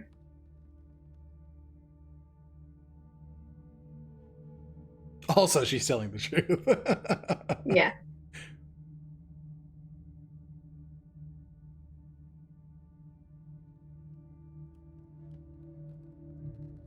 And how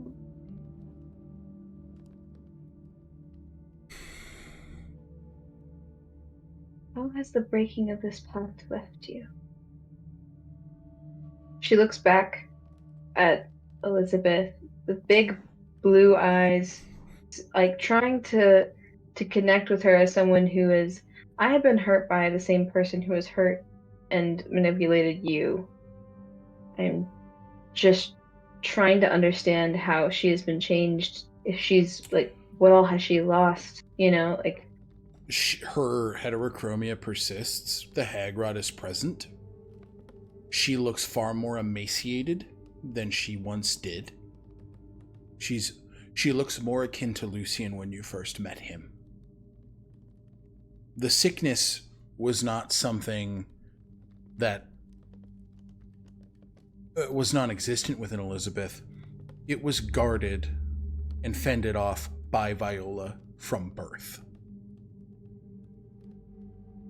Now she is feeling the full effects of that disease. She is in pain. She is lethargic. She is weaker and more mortal than she has ever been. She has no capacity to use magic anymore. She has no capacity. For the first time in her life, Elizabeth Whitmore is ordinary. And that kills her.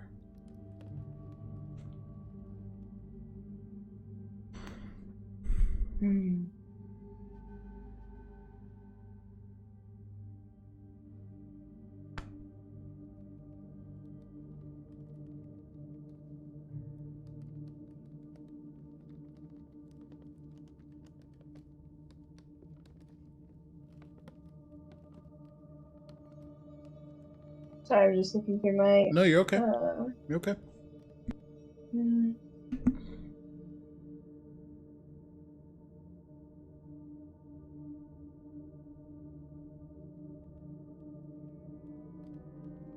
I believe that you deserve worse, but I do not wish you to suffer.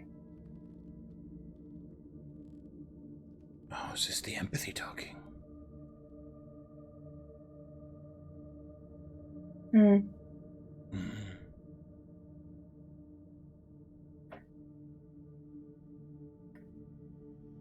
David, she's such a bitch.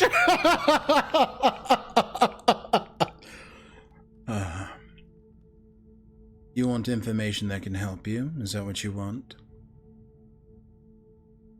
It's an undead dragon. I'll blast it with radiant magic. Understood. I want you to not be a shadow in my path.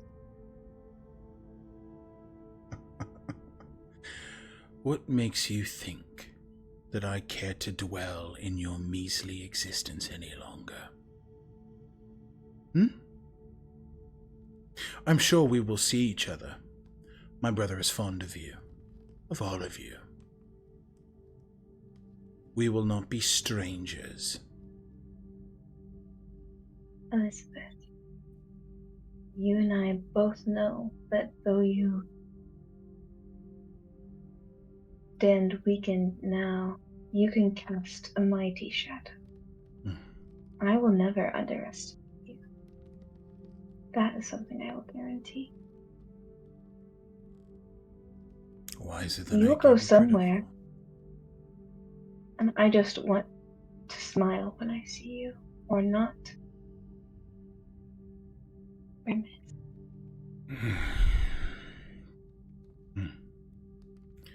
Well, we shall see. There are ballistas at the top of the estate.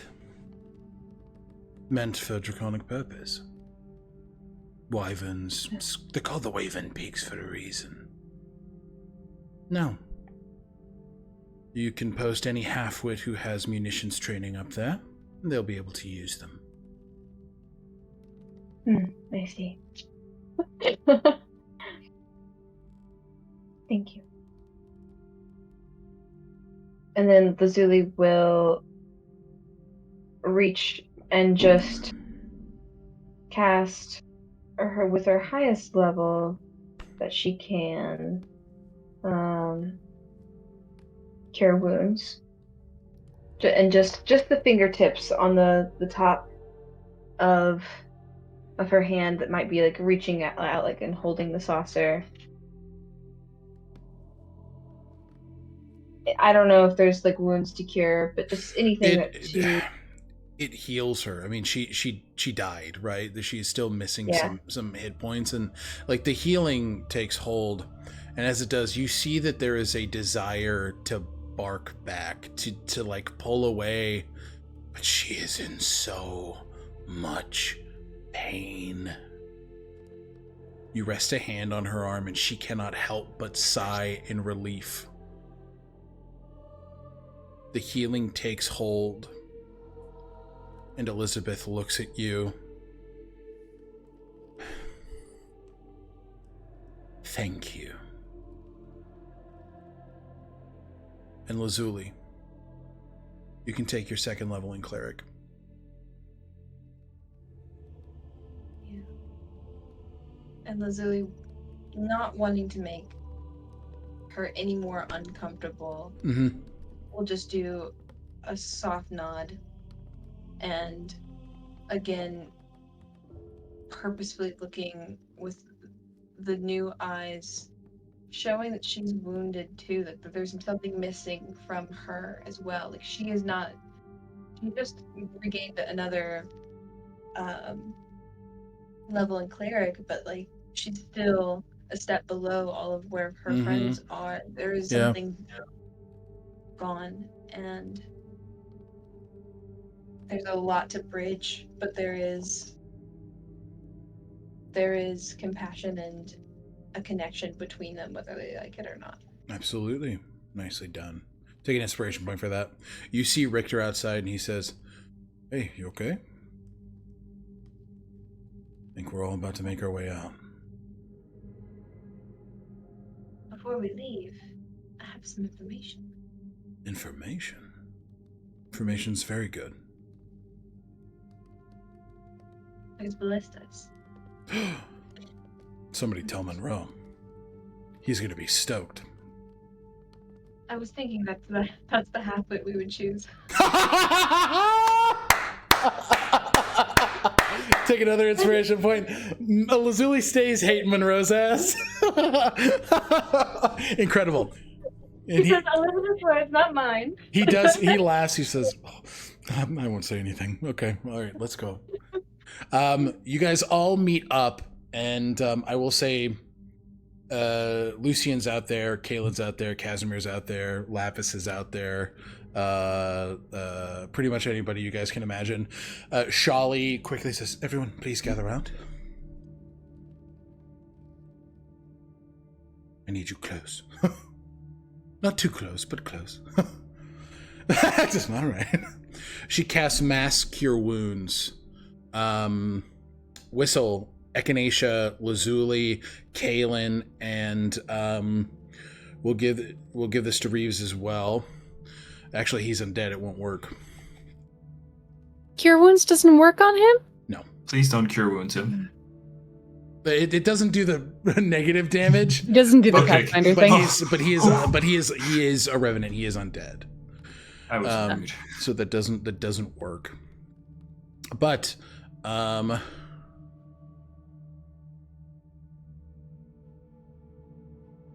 all of you guys heal for, holy shit, 21 hit points.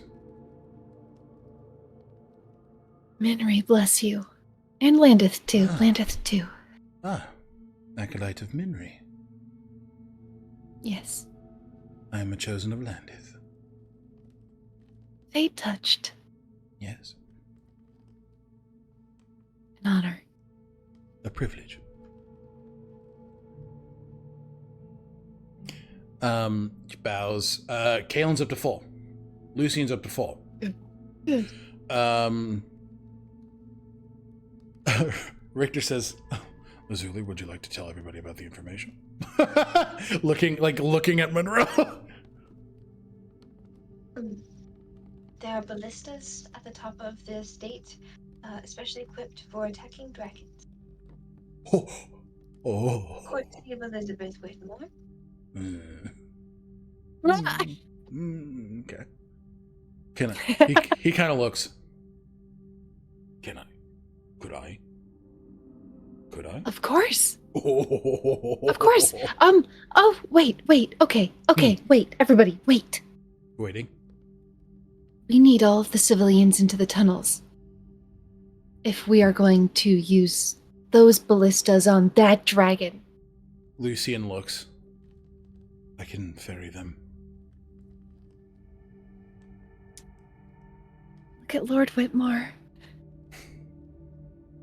Echinacea, returning the gesture from when they brought Elizabeth back, goes on tiptoe and kisses him on the cheek.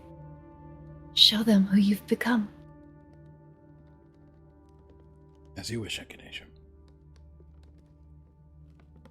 All right. You see, he goes and he's like, everyone, please follow behind me closely, quickly. I will protect you. And starts ferrying people off. Yeah. I think, unless there's anything else, Monroe giddily runs his way. He's like, I'm going to shoot things. Big things. Fuck yes! He starts making his way up the Whitmore estate, and Richter's like, he was the right halfwit. He is very smart, Richter. No, I know. Elizabeth said it. That tracks. Yeah. She said any halfwit with ballistic knowledge could do it. And I... Sully! Loudly. He died today. Be nice to him.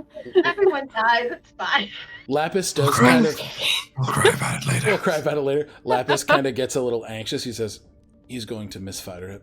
I'm going to go help him as he runs up, and because there are two ballistas up there, so he will aid in that as well.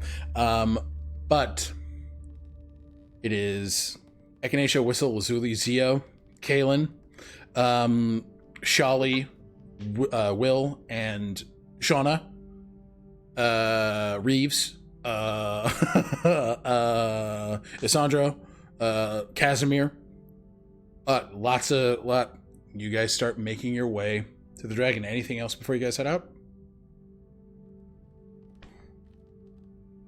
I relay the conversation. Oh, with Elizabeth? Sure.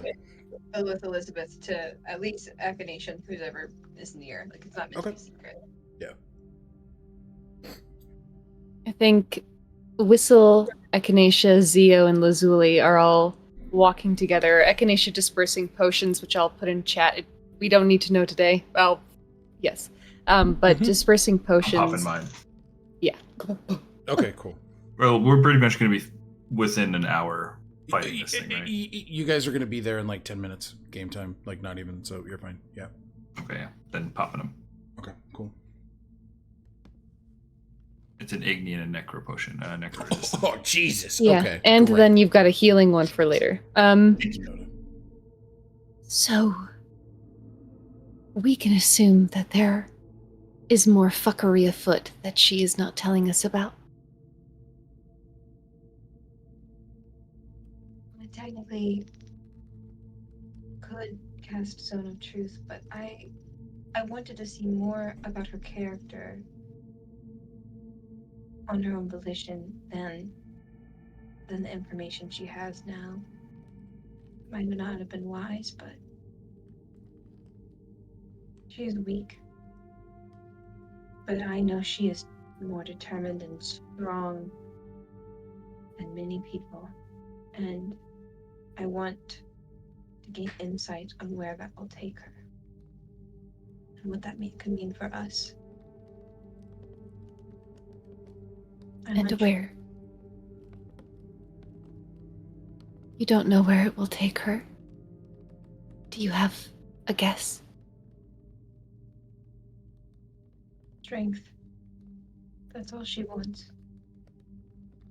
And if we can show her a path to where she can feel that she is more than ordinary and weak in a way that is constructive to herself and to others, I think intervention would be good.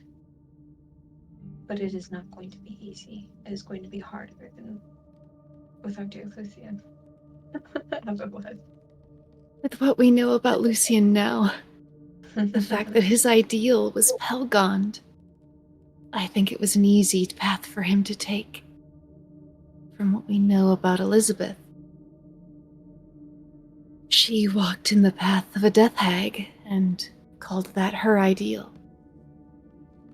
It really isn't. Or if it was just the closest and easiest choice.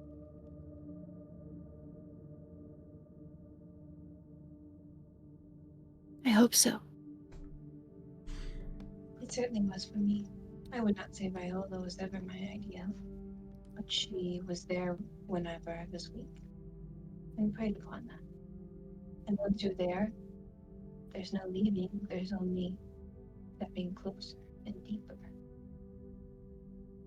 And then if you have pride, you don't want to let it go and admit that you were wrong. And she certainly has pride. Buckets. Well. It's wise, Lazuli. I think you're probably right. Elizabeth was probably a victim.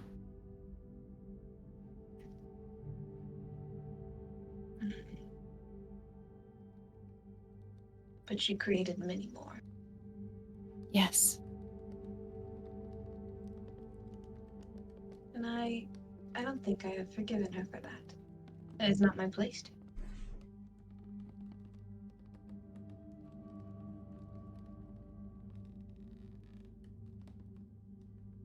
Wise again. Echinacea looks up to Whistle. I said it earlier, and I meant what I said. I think Lazuli as a guide on this path is a very good person to follow. I agree. I think you made the right call, Lazuli. We must keep our eyes on her. And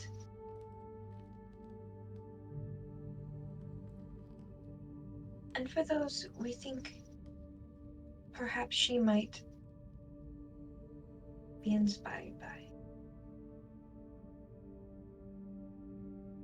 I know Lucian mentioned, I don't know, actually above table what if Lucian said his plan. I know we've talked about it above table, but not in character as much about what Lucian was planning to do with Lizzie. There's not been time to discuss it in game, Okay. So Never mind.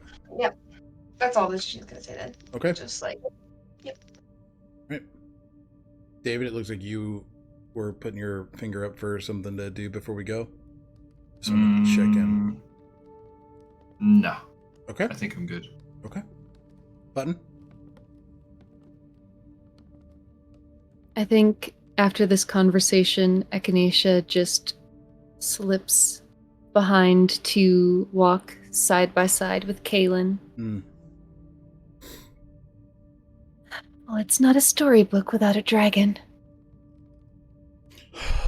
Damn storybooks and their dragons.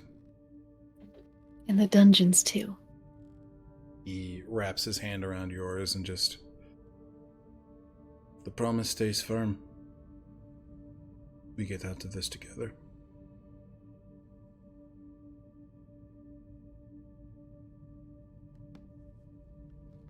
I do have one thing. I just realized. Okay, that's fine. I'm sorry. I don't know if you guys were done. No.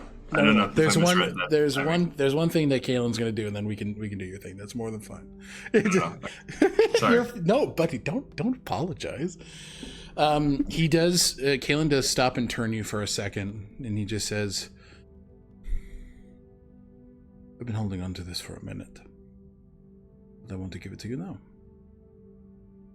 He sort of pulls from his waist a necklace as he wraps it around you. There's no mechanical anything to it, but on the inside is a crescent moon gilded with a bright rose gold rose, and etched inside of it in celestial are your names, the day you met,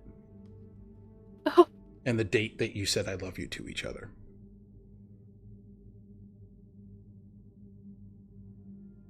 Echinacea stares down at it,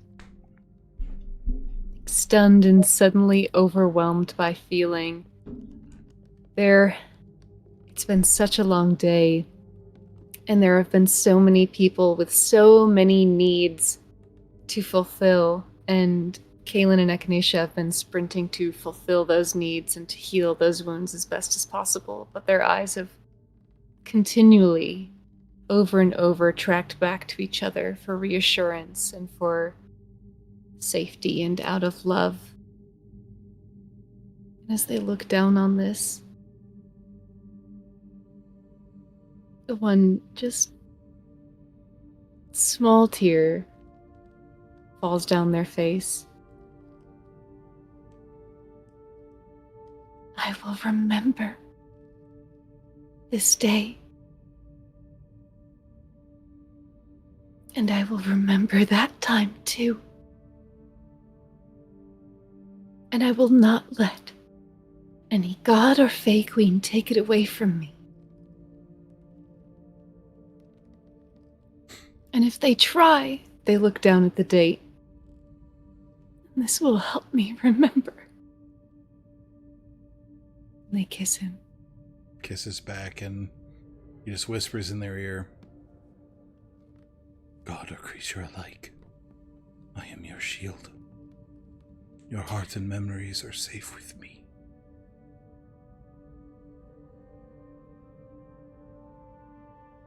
You are my sword. And with all my gratitude, you will never rest. I love you. I love you. Kisses them as they continue to walk forward. Hell yeah, brother. David? Lou? It's like,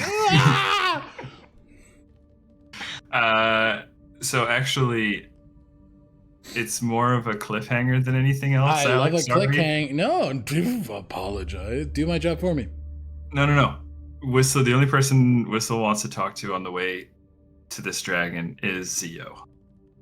Ooh, okay. As Whistle turns to talk to Zio, that is where we will call this chapter of Known Realms Tolesh. Nicely done, everybody. You made it through the Atropol encounter. Nicely done. That was a spooky baby. It was a spooky baby. Before we head out, go ahead and let's outro our player, starting with Lou. I'm Lou. I play Lazuli. We both use she, her pronouns. You can find me at Luzilia_art on most social medias. That's me. Thank you, Lou. Next up, David. My name is David. I have been playing Whistle. Both he and pronouns. And you can catch me here as Whistle. Or you can catch... that's a weird switch. Or you can catch me as David over on Stealthy Elf Productions as the game master of a couple of Pathfinder 2nd Edition. Yums. Thank you very much, David. Last but not least, Button. Hello, I am Button. My pronouns are they, them. I am Bluebluebutton on social media when I am not here playing Echinacea Belrose. You can find me over on Stealthy Elf Productions in the Unearthed Inheritance campaign. Look at Mooney. Playing Cressida. Cressida. I usually say it in an accent. Their pronouns are also they, them. That's me. Thank you very much. Hi, everybody. My name is Alec. Pronouns he, him. You know all that. Go ahead and check out Lupine Honey and use code TalesArchive for 10% off your purchase. And hit the donation links in chat if you are able. If you are not, please go ahead and uplift Oppressed Voices. Share resources you find on your journeys on the internet. And educate yourself. Educating yourself is a very important tool, and not many people do it. So yeah, please do that. Reminder, we are going to be off next week because your boy is doing a move. But we will be back on August 18th for Chapter 78 with Zio back, and we'll see what that conversation has in store. And we'll fight an undead dragon, probably. It's been a long day, and next time is probably going to be the end of that day. So, one way or another. We will see you guys later. Hang on, we're going to throw you over to Imagination Arcade. They are still doing their FriendCon event. The game just started not too long ago, so we're going to throw you guys over there. Please be sure to support. They are raising awareness and funds for the PCRF and Operation Olive Branch. Hang tight for the raid, and we'll see you guys in a couple weeks. Bye! We love you. Bye!